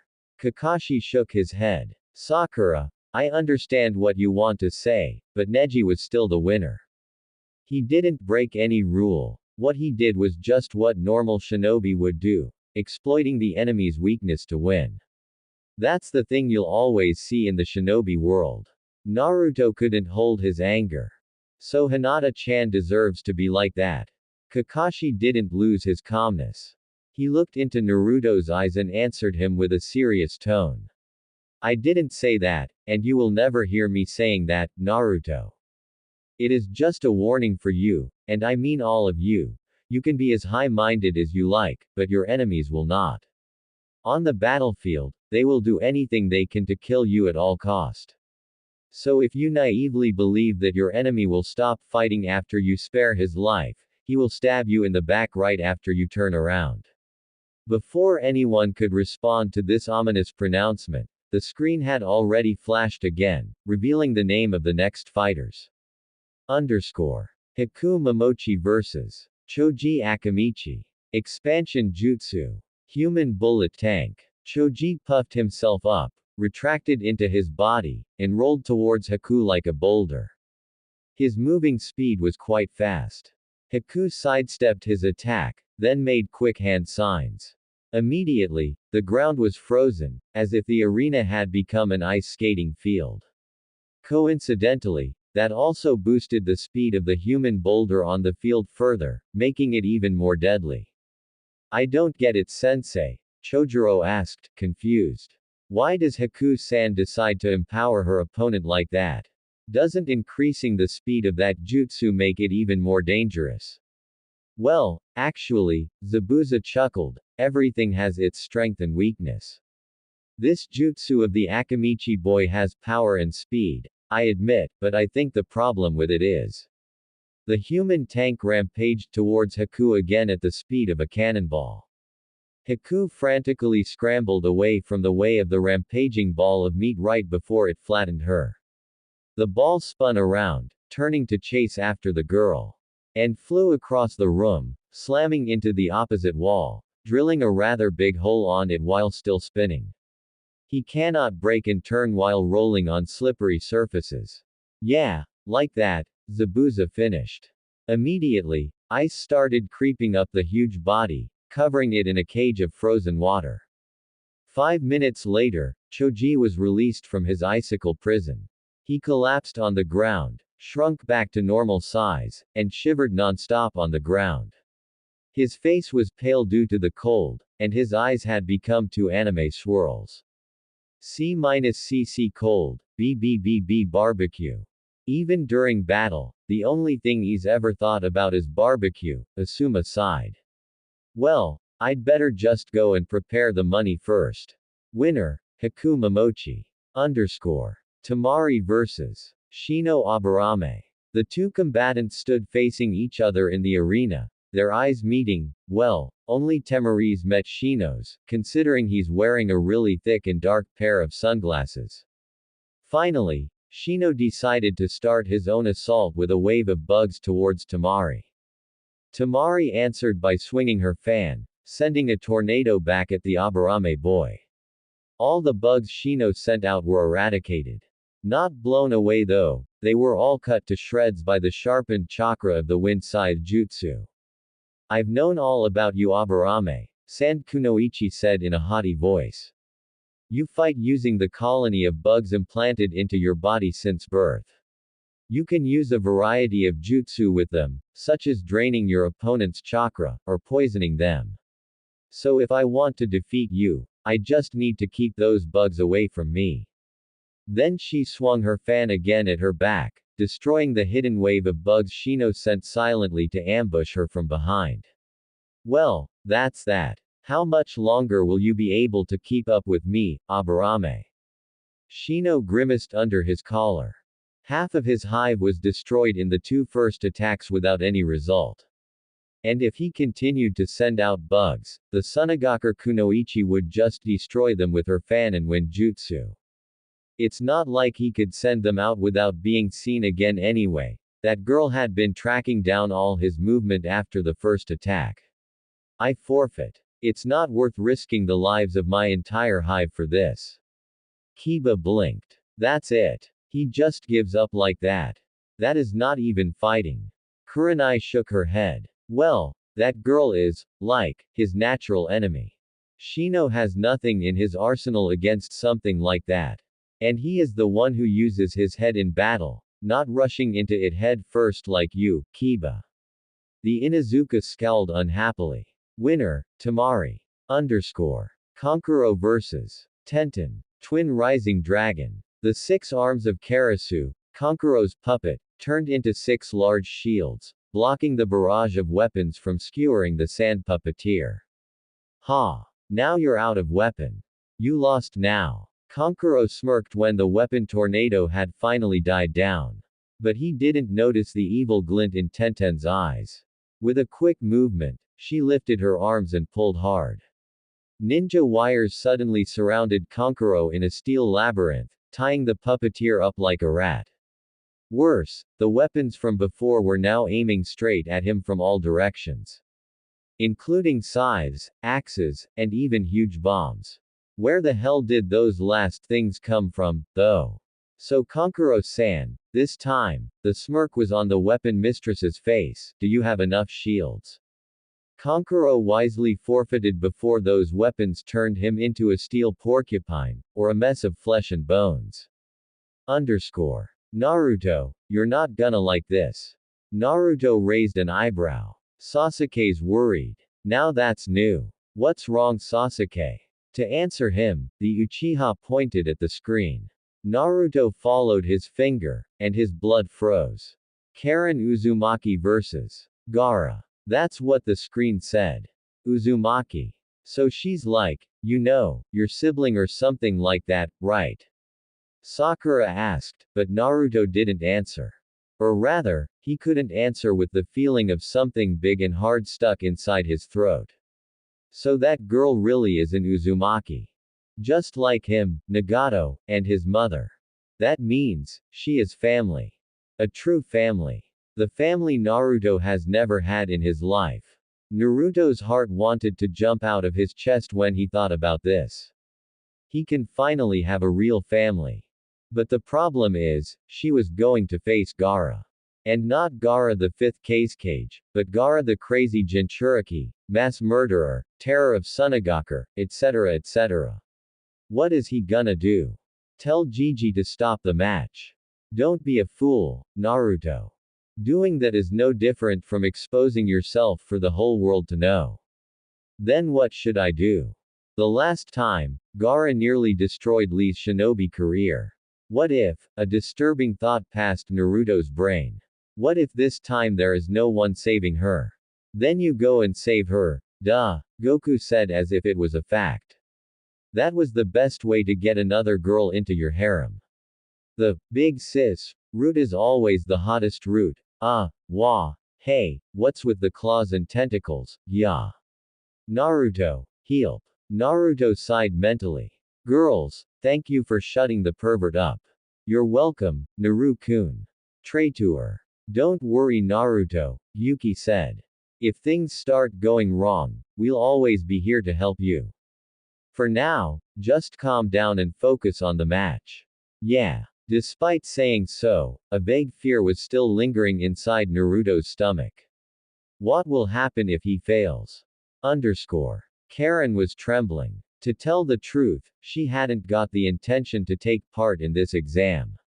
This team she had right now, well, people might call it a team, but to tell the truth, she hated it. She was basically forced into it by Orochimaru. For what reason? She couldn't even know. And then the blonde brat of Konohagakure was called Uzumaki by the scarred proctor of the first task. Thinking about this made Karen boil with anger. Karen didn't have many things to be proud of. She had lost everything since she was a child, and she couldn't remember much about them. One of the only things she still remembered and put all her pride on was her status as a member of the famous Uzumaki clan. Because of that, she was taken in by Orochimaru when she was just a little girl. The snake Sanin had seen what nobody else saw in her. He saw usefulness. He saw potential. He saw value. He saw her as things different from a breeding mare, a healing tank. And it's all thanks to her heritage that she got all those treatments. And now that blonde bastard popped out from nowhere saying that he's an Uzumaki. The nerve of him. He doesn't even have red hair. Because of that, she pushed herself through the exam, even though she hadn't wanted to participate in the first place. She wanted to show that bastard who dared to spoil the name of the Uzumaki clan that, even though the clan had perished, no one would be able to mess with them. Everything was good until this happened. Karen is not scared of fighting. The truth is, she is quite a competent fighter. She can hold her own against enemies for quite some time without injuries, thanks to her potent healing chakra. Her Kagura Shingen is perfect for detecting any kind of hidden adversaries. And she has some good jutsu in her arsenal, too. She just didn't expect to run into the kind of enemy she was facing right now.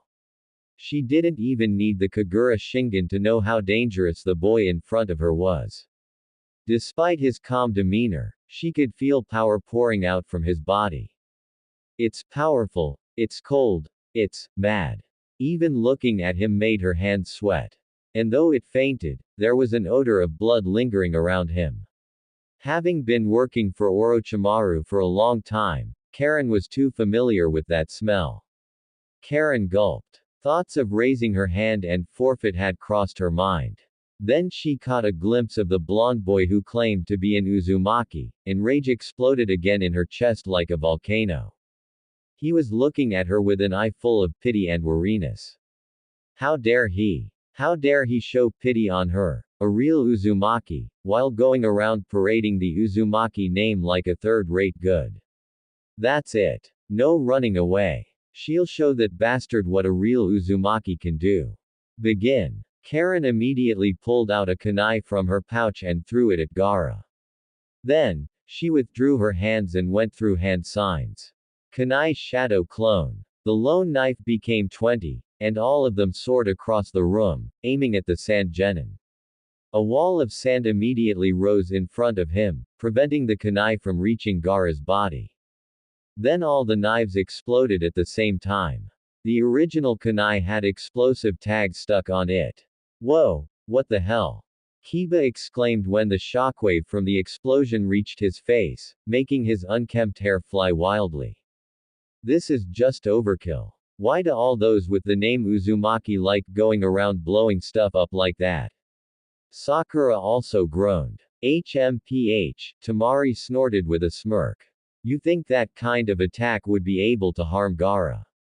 Think again. It's true, when the smoke of the explosion cleared, Gaara was still standing there unharmed. A thick wall of sand was in front of him, shielding him from all the damage which would have killed him if they hit. This match is decided. There is no way that girl would land a hit on Gaara. His absolute defense has never been broken. Is that all you got? The ominous voice of Gaara echoed through the air. Then it's my turn now. Giant hands made of sand burst out from the ground, all shooting towards Karen like torpedoes launching from a submarine.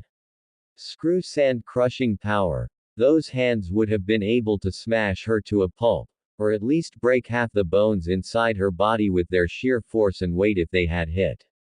Luckily for Karen, although her Kagura Shingen cannot see things in slow motion like the Sharingan, or pierce through the skin to see inside the body like the Byakugan, it shows her clearly where chakra exists. And all the sand on the ground was infused with Gaara's chakra. Because of that, she was able to make the smart choice and retreated as quickly as she could to the other end of the room, on the finger of the shinobi statue, away from the range of the sand appendages before they could crush her. Karen knew she was screwed. Sure, she managed to avoid those deadly attacks, but she knew for sure that she was overpowered. The chakra in the sand was so strong it couldn't be of a normal genin. No, it couldn't even be of a human. Orochimaru didn't tell her that there would be this kind of genin in this exam. What did she get herself into? Her instinct screamed at her to forfeit the match. And she had already been raising her hand. Yet, something in her mind stopped her from opening her mouth. Yeah, damn that stupid pride about the clan. She's just as bad as a certain Uchiha from a few months ago. This last attempt would probably exhaust her, but if she could execute it perfectly. It's alright. I have enough chakra to maneuver through this, I can defeat him. She reached into her pouch, and pulled out 2 round things the size of big oranges. Then, much to everyone's surprise, Karen charged headfirst at Gaara. Fool. Waves of sand rushed towards her once again. But this time Karen had prepared. Shadow Clone Jutsu. One clone popped into existence, and the real Karen stepped on her back then, with a chakra-boosted jump, leapt into the air before the sand wave swept through and obliterated it. Hey Naruto, she fights just like you. Karen had wanted to turn to throw a fit at the one who had just said that, but this was not the time. Sticking on the ceiling of the arena, she pulled out 5 other explosive kunai from her pouch and threw them all at Gaara. And just like before, the Jinchuriki's sand blocked the explosion easily as if it was a child's toy. That girl is a fool, Temari said. Struggling like that only makes Gaara madder. She should have forfeited when she had a chance. Mother is craving for blood. From under the cloud of smoke, the voice of Gaara rose ominously.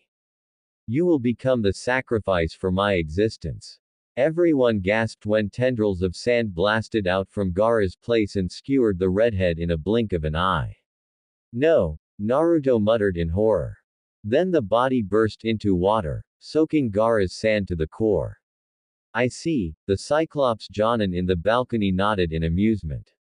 Sand cannot move when soaked with water. A clever use of the water clone, I admit. That girl is good. You mean, those bottles she pulled out before, they're water bottles. Yup. Canteens engraved with seals to increase their capacity are common things to shinobi, but to have enough water to form a water clone of that scale in such a small container is an incredible feat. From behind Gaara, the real Karen appeared and closed their distance quickly, a whole pack of exploding tags ready on her hand. Gaara's sand was still wet on the floor. They couldn't rise fast enough to block the advancing girl who was now very close to the sand shinobi.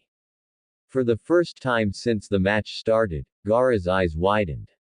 Everyone take cover. Boom. A direct hit. An explosion much more powerful than the ones before shook the whole arena. Karen was thrown away like a ragdoll by the recoil. Her body slammed hard onto the ground, full of burning marks, and she felt a piercing pain on her right arm. It seemed the impact had broken it. But no matter, that last blow was a decisive hit. Her body could be mended easily with a bite, but there was no way her opponent could survive that point-blank explosion. Then suddenly, her head jerked up in surprise and fear. The incredible chakra signal of her enemy didn't fade away. Rather, it was becoming even more powerful.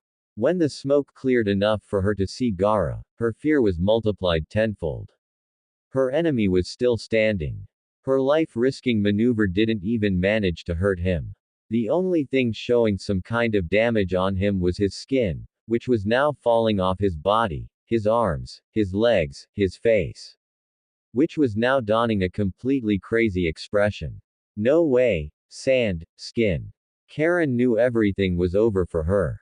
That last maneuver took away everything she had. She was now out of both weapons and chakra. And her body was injured. She was completely outmatched. There was no way she could continue the match any further. I forf. Gah. Karen couldn't even finish her sentence. Hell, she couldn't even breathe properly anymore. Sand had already crept up her body, locking her inside like a cage, and was now squeezing around her windpipe. Ah. The last bits of oxygen were leaving her lungs. She's such a fool, charging headfirst into this hopeless battle without thinking of the consequences. Now she was going to die, crushed by the mad boy and his sand.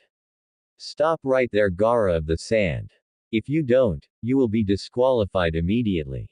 She heard the voice of the proctor, but it was no use. The sand coffin around her was squeezing even harder, and she could feel her consciousness slipping away together with the pain in her body. That was it, she was definitely leaving the living world, and now she was on her way to hell, or heaven. Then she had a very vague feeling of the sand releasing her. But it was too late, everything around her had gone dark. Everyone was stunned beyond belief. Not only because a girl like Karen had managed to hold her own against someone like Gaara for quite some time. Also not only because Gaara was a mindless murderer who was more than ready to squish a 12-year-old girl, shinobi or not, to mush. It was also because Naruto had sent Gaara flying with a punch. What the hell is that? Kankuro muttered in shock. He punched Gaara. Through the sand shield, no less. Screw that. Temari also mumbled, but with a frightened tone. Gaara was denied a kill. He is going to go crazy now. Right as she said, Gaara stumbled up from the ground. The terrifying chakra of Shukaku was pouring out of his body like a waterfall, together with the massive killing intent which was making every genin in the room shudder and gasp for air. Uzumaki, he growled in a dangerous tone. To answer, Naruto flared up his own chakra. His chakra, strong as it originally was built up even further during his training, and now rivaled the Hokage himself at least. The two powerful waves of chakra clashed against each other, unconsciously heating the air in the room up to near dangerous levels. That's enough, the two of you. Naruto almost jumped when the calm, yet stern voice of the third Hokage rose up right next to him.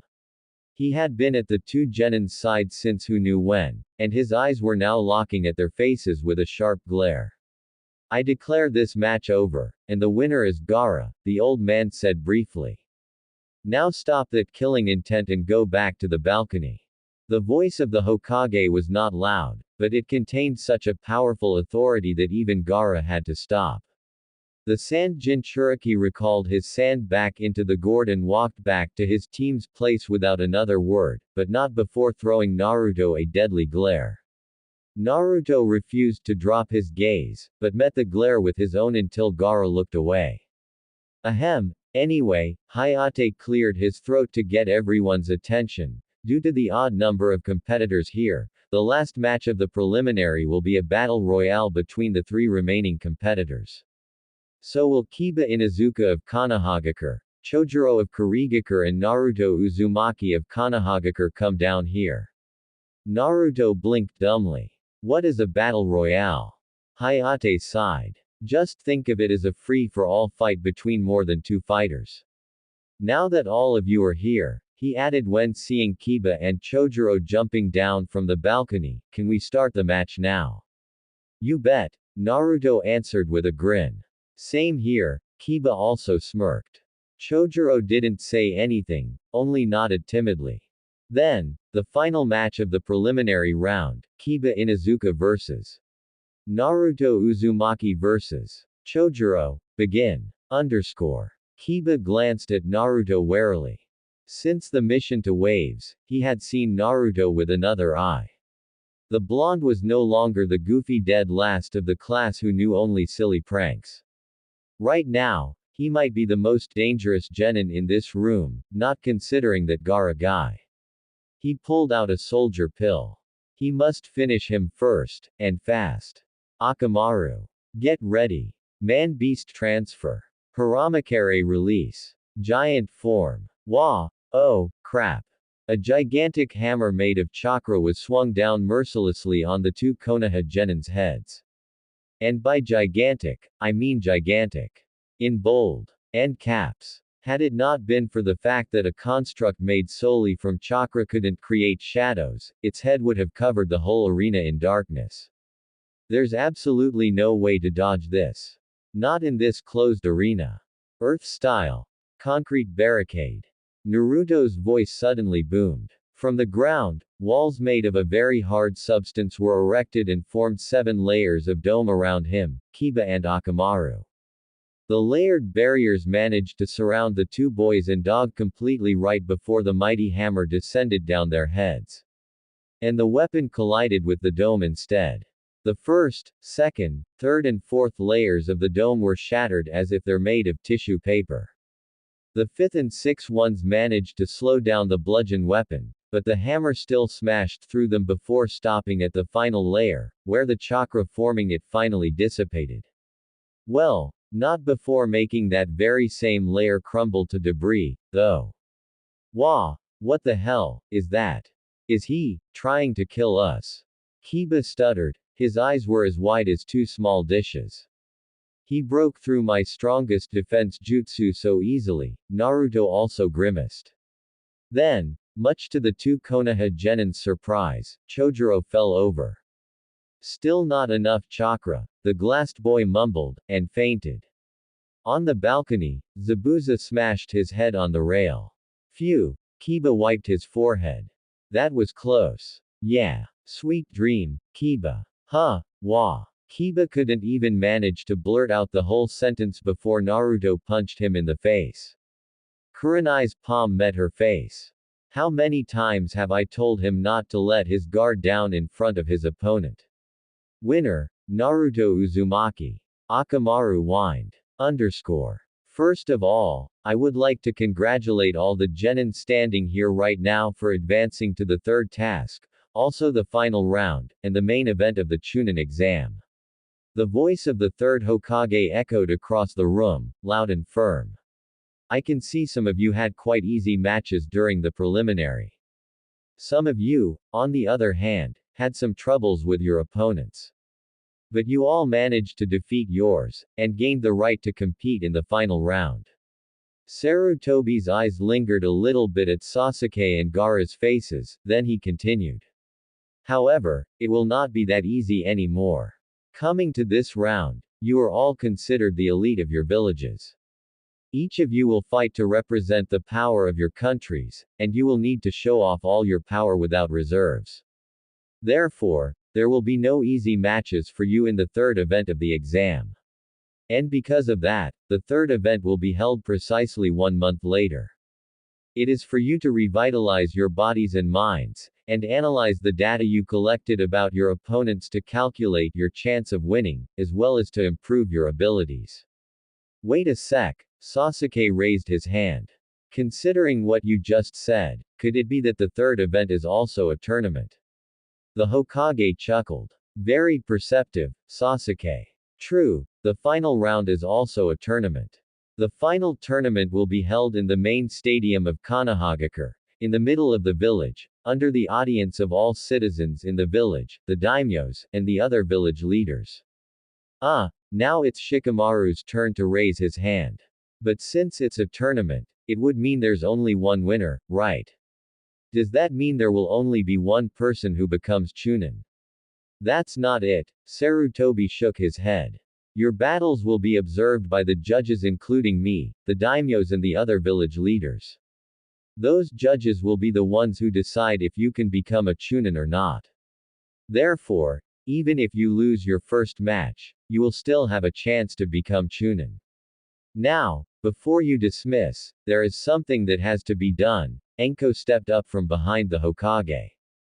Each of you will take a piece of paper from inside the box I'm holding here. Then, read the number inside of the paper out loud for everyone to hear. Match arrangement, right? Sakura asked. Enko grinned. As expected of my apprentice. So, start from you, Cherry. Sakura pulled out a piece of paper. 3. 7. Naruto said his number after pulling it out from the box. 2. It was Sasuke. 1. Haku. 5. Temari. 4. Neji. I got 9. Lee. 10. Tenten. 8. Gaara. 6. So troublesome, Shikamaru. Done. Enko said happily, throwing the box away. So these will be the matches in the final round. Haku Momochi vs. Sasuke Uchiha. Sakura Haruno vs. Neji Hyuga. Temari vs. Shikamaru Nara. Naruto Uzumaki vs. Gaara. Rock Lee vs. Tenten. So, our chance for a rematch is here. Sasuke glanced at Haku. This time it will not be like the last time. I'm waiting for that day. Haku gave him a mock smile and curtsied. Yosh. Tenten-san, let's give everyone a match full of youth. Lee howled dramatically. I'd rather not, Tenten sighed. Great, my opponent is another violent woman. This is so troublesome, Shikamaru groaned, and a vein popped on Temari's forehead. What do you mean, you lazy idiot? Well, if that's all, then you're okay to dismiss. Enko called out cheerfully, then popped away in a body flicker. All the other Jonin and Anbu also disappeared. When everyone started walking out of the arena, Sakura gritted her teeth. That Neji. He didn't even bother to look at my face. Who does he think he is? The Pinkett suddenly cringed when she felt a hand patting her shoulder. She turned back, and saw Naruto looking at her. His eyes were full of warmth and encouragement. But at the same time, those sapphire orbs were also filled with seriousness. Don't worry, Sakura, he whispered. If this was 3 months ago I wouldn't be sure, but now I'm confident that you can defeat Neji for sure. Don't worry, you can beat him up in the final round. Those words didn't get past Neji's ears. The Hyuga boy turned back and sneered at Naruto. Hey loser, if you want to be a powerful shinobi, what you have to do is stop those meaningless cheering. Putting hopes into the head of someone without any chance will only bring them closer to their death. You just let him be, Sakura. This time, it was Sasuke who spoke up. His voice had a tint of amusement. Even if you lose, it's okay. I'll have a chance to show him what kind of pathetic genius he is when he falls under my hand. Neji narrowed his eyes, but then he turned away and walked out. So, how are we going to get out of this forest? Karen opened her eyes groggily. Ow, my head. She was lying on a bed in a white room. This must be the hospital. She couldn't know how long she had been here. Maybe a few hours, or 1 day, 2 days, who knows? The only thing she could remember was that she was being squeezed by the sand of the Suna boy. She winced. That experience was something she never wanted to enjoy another time. That boy, whatever he was, couldn't be, impossible to be, human. He enjoyed killing. That kind of bloodlust, she had only seen that kind of bloodlust in one person only before. And that person was Orochimaru. And everyone knows what kind of inhumane creature Orochimaru is. Yeah, even Karen. Her ribs throbbed with pain again. Ah. Hello, Karen-chan. Karen almost jumped from her bed when the face of a blonde with sapphire eyes hovered right in front of hers. Wahafahaha, pervert. Slap. Ow. What the hell? Is that what you will do to pay back the one who saved your life? Naruto stumbled back and yelled, his hand rubbing the hand-shaped red print on his cheek. Karen's eyes widened. You're the fake bastard who goes around calling himself an Uzumaki. What?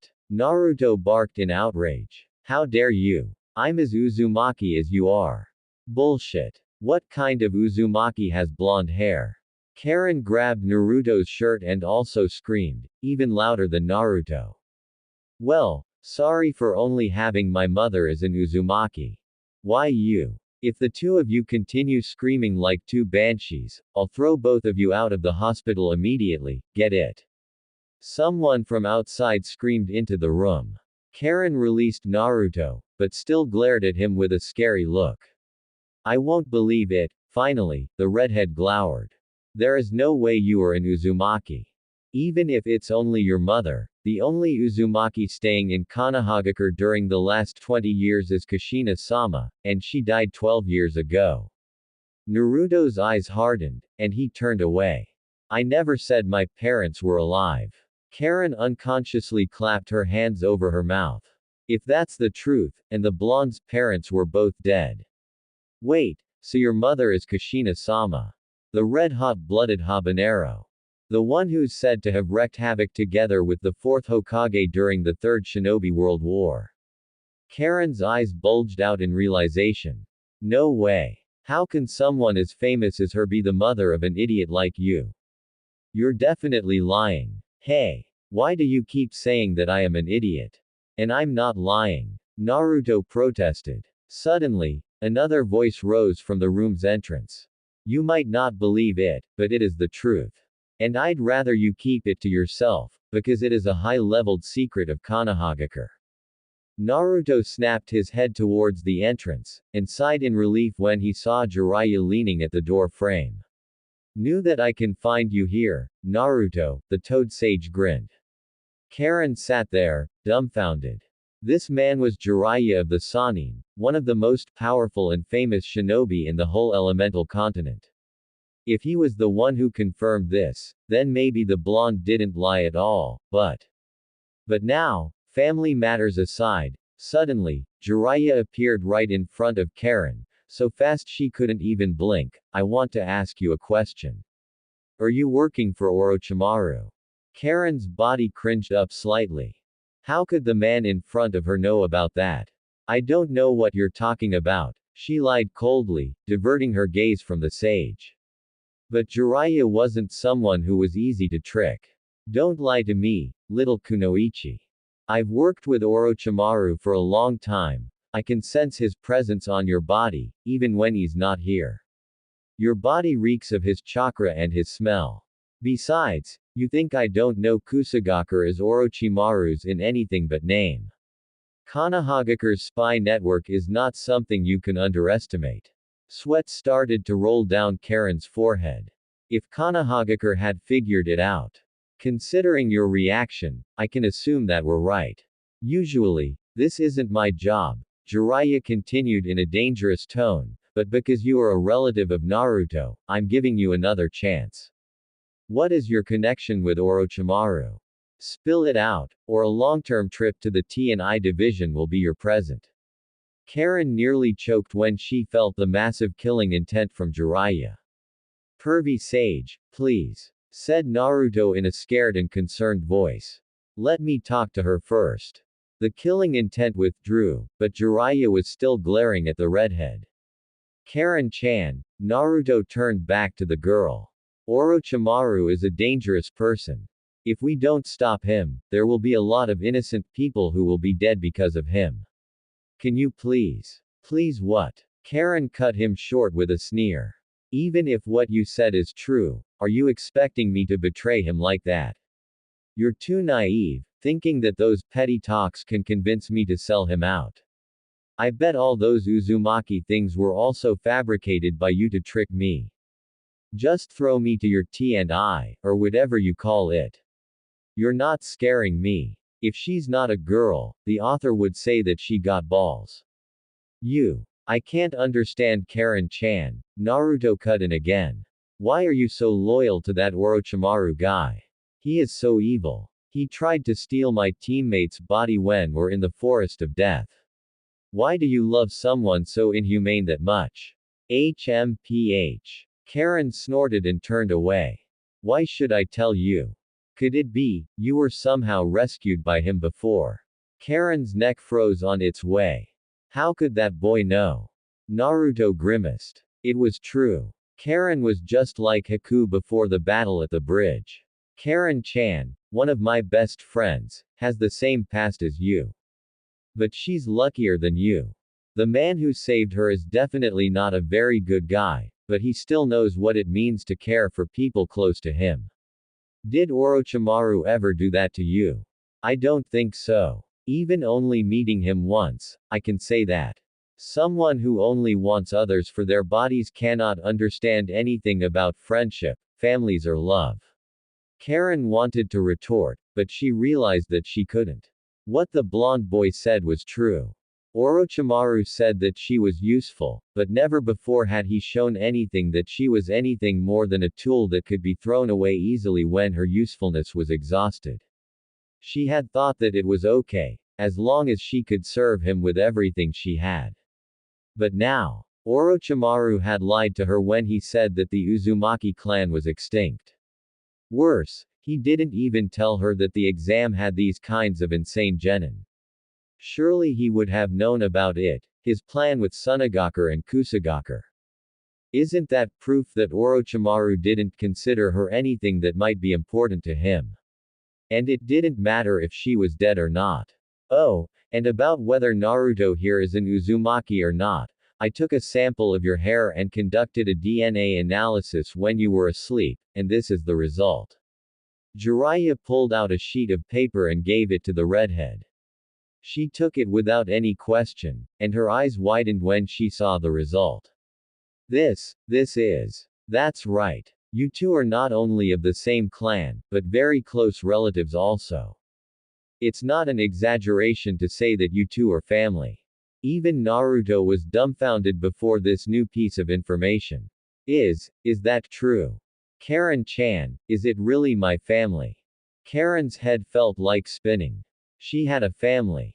Could it really? Everything in this was too good to be true, but the proof was still there, right in front of her. That's awesome. Naruto suddenly exclaimed, his face brightened. That means you can come to Konoha and live with me, Karen-chan. We can finally have the family we've never had before. Karen, said Jiraiya calmly. It might be true that Orochimaru is the one who saved you and gave you a home to live all those years, but that doesn't mean he is a good person. I was his teammate during the time he was in Konoha. I know what he is. He does not care for anyone except himself, and will do anything, even stepping over his closest people as if they're insects, to achieve what he wants. If you really are working for Orochimaru, you must have understood what kind of things he does to his own subordinates. He is evil, a monster in fact. If you stay with him, not only you're helping him harm more innocent people, but he will also throw you away when you outlive your usefulness to him. Do you really want to live with someone like that forever? Karen couldn't find any word to retort. If you agree to help us, Kanahagakure can also help you, Jiraiya continued.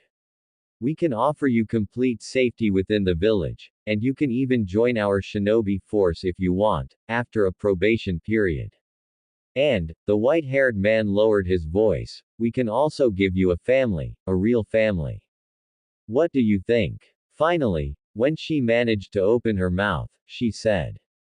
I need time to think about it. Please leave me alone. Karen-chan. Please. She snapped, and Naruto flinched, knowing there wasn't anything else he could do for now. Jiraiya grabbed his shoulder, and the two males stood up and walked out of the room. Please think of it clearly, okay Karen-chan. Before disappearing behind the door, the blonde boy still turned back and pleaded. When the pair was gone, Karen silently activated her Kagura Shingen. She had expected guards outside of the room, but to her surprise, there was no one out there. She could have run away any time. But instead of doing that, for some reason, she flopped back to the bed, and stared at the ceiling. The two had struck her weakest point. It was true that, even in Orochimaru's care, Karen was not evil at heart. The greatest wish of hers was a real family, a family with people like her, not with those monstrosities Orochimaru called his subordinates. The two hadn't left any guard outside the room, that meant they trusted her. But, can she just throw everything away and betray Orochimaru, the one who used to save her life, like that? What should I do? Hiya. Sakura's fist struck the training post with a force so great the post shook ominously, and a bit of wood dust flew from the point where she hit. She stumbled back, panting heavily. Although her stamina and muscle power had taken a huge leap compared to what she'd had a few months ago, it still couldn't even compare to Naruto's ridiculous stamina, or at least Sasuke-kun's. Don't force yourself too hard, Sakura.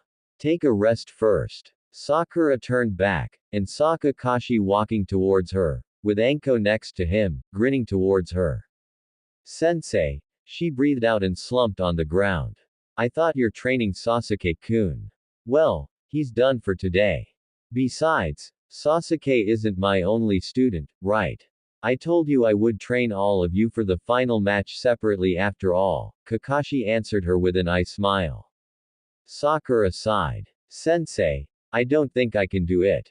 No matter how much I try, I cannot.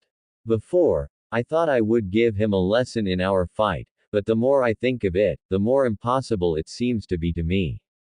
I'm just a girl from a normal civilian family, and he is a genius of the famous Hyuga clan, with a Kekkei Genkai no less. Don't worry Sakura, Kakashi rubbed the pinket's hair. There's still a lot of time to train, you can do it. You don't understand, snapped Sakura. Didn't you see what happened to Hinata when she tried to fight him? She was nearly killed. And not only him, that Gaara boy also. Tears welled out of Sakura's eyes. I'm scared sensei, I don't want to die. Oi, Sakura. Huh. The next thing Sakura knew was that she was sprawling on the ground, courtesy of a punch from Anko. You idiot. I didn't teach you to be a coward. What is the meaning of all that training I gave you if you just insist on running away like that? But, Anko didn't let her finish. Only in life and death situations can people grow up. If you're that scared of dying, then go on. Quit being a kunoichi and go back home. Being a pathetic spoiled brat who will faint right in front of your enemy and become even easier to kill, like you were before. This is the world of shinobi, not of pathetic romance dramas where boys come out of nowhere to rescue you. At least if you face death by yourself, you might have a better chance of surviving. That's too hard for her, Anko, Kakashi scolded Tokubetsu Jonin. Then he crouched down to Sakura. Sakura, it's normal for a person to be scared of things. But if you're scared, and you run away from it, you will run away from it forever. You're not scared of fighting, the only thing you're afraid about is yourself. You're afraid that your ability is nothing compared to them, that you are just a normal civilian girl when they're geniuses, am I right? When Sakura nodded dumbly, he continued. Don't believe what Neji said, Sakura. There is no rule saying that people cannot change themselves. Looking at Guy right now, have you ever thought that he used to be a loser who could not even use any technique, except a little taijutsu? Sakura's eyes widened when she heard this little piece of information. Really? Even Guy-sensei? Yup. Kakashi smiled. The fact that he's training a prodigy like Neji can be considered one of the greatest ironies in history. But that's for you to remember. Even the most incompetent failure can someday become powerful if they put their heart and soul into their efforts. Sakura's mind lingered back to a certain blonde, whiskered genin in her team. Besides, Kakashi added and stood back up, that is the reason why I and Anko are here, right? We're going to turn you into a force that no one will be able to underestimate. Sakura smiled and wiped her tears away. Thank you, Kakashi-sensei, Anko-sensei. What do you mean Kabuto escaped from the prison? I'm sorry, Ibiki-san. But all the Anbu members assigned to guard his prison cell had already been murdered brutally when we arrived. Furthermore, the entrance of the cell looks like it was smashed apart from the outside. It's like someone broke in and rescued him, not that he broke out of the cell by himself. Damn it, Ibiki gritted his teeth. This is not gonna be good. Two figures, one male, one female, were walking on the trail leading to Kanahagakure's Great Gate. Finally. I've been longing to try the famous hot spring of Kanahagakure. My lady. We're not here to play. Yeah, Mo, you're just like an old geezer. The two guards, Izumo and Katetsu, spotted the advancing newcomers from afar. As the gate guarding specialists they were, they quickly pulled out their weapons and blocked the way of the two. Halt. State your purpose and business. The man of the two immediately jumped in front of the woman. Veins bulged up at the side of his eye patch, and Izumo, Katetsu, stop. They are our special guests, and you will let them through. The two, Eternal Chunin, turned back and bowed hastily. Lord Hokage. Hiruzen Sarutobi walked out from the gate, and smiled. Welcome to Kanahagakure, Lady Mizukage. In the forest at the outskirts of Konoha. Thank you for the timely rescue, Orochimaru-sama. Orochimaru hissed out a laugh. You don't think I will go and rescue you, do you, Kabuto? I didn't say that, my lord, Kabuto hastily corrected himself. I just didn't expect Konoha to see through my cover. They're better than I thought. You know too much, Kabuto, Orochimaru hissed. I cannot let you fall into the hands of Konoha. What if they manage to get the details of my plan from you? Kabuto's eyes gleamed under his glasses. So you still don't trust me? And what if I don't, Kabuto? Orochimaru answered, still with the snake-like tone, but now, there was a hint of amusement in his voice. And killing intent, too. Kabuto gulped. Suddenly, the feeling of death stopped, and Orochimaru laughed. Just kidding, my dear boy. Without you, how can I do all those experiments with body modification? And you're a good spy, too. By the way, I have some good news for you. The 3 sacrifices we prepared were perfect. No sign of adverse reaction, and they're living now, very healthy. Why, yeah. That's good, Kabuto mumbled. And, it seems Karen was also captured. Do you plan to go rescue her? Orochimaru laughed again. That girl. Despite being an Uzumaki, she doesn't show any good qualities except for that healing blood.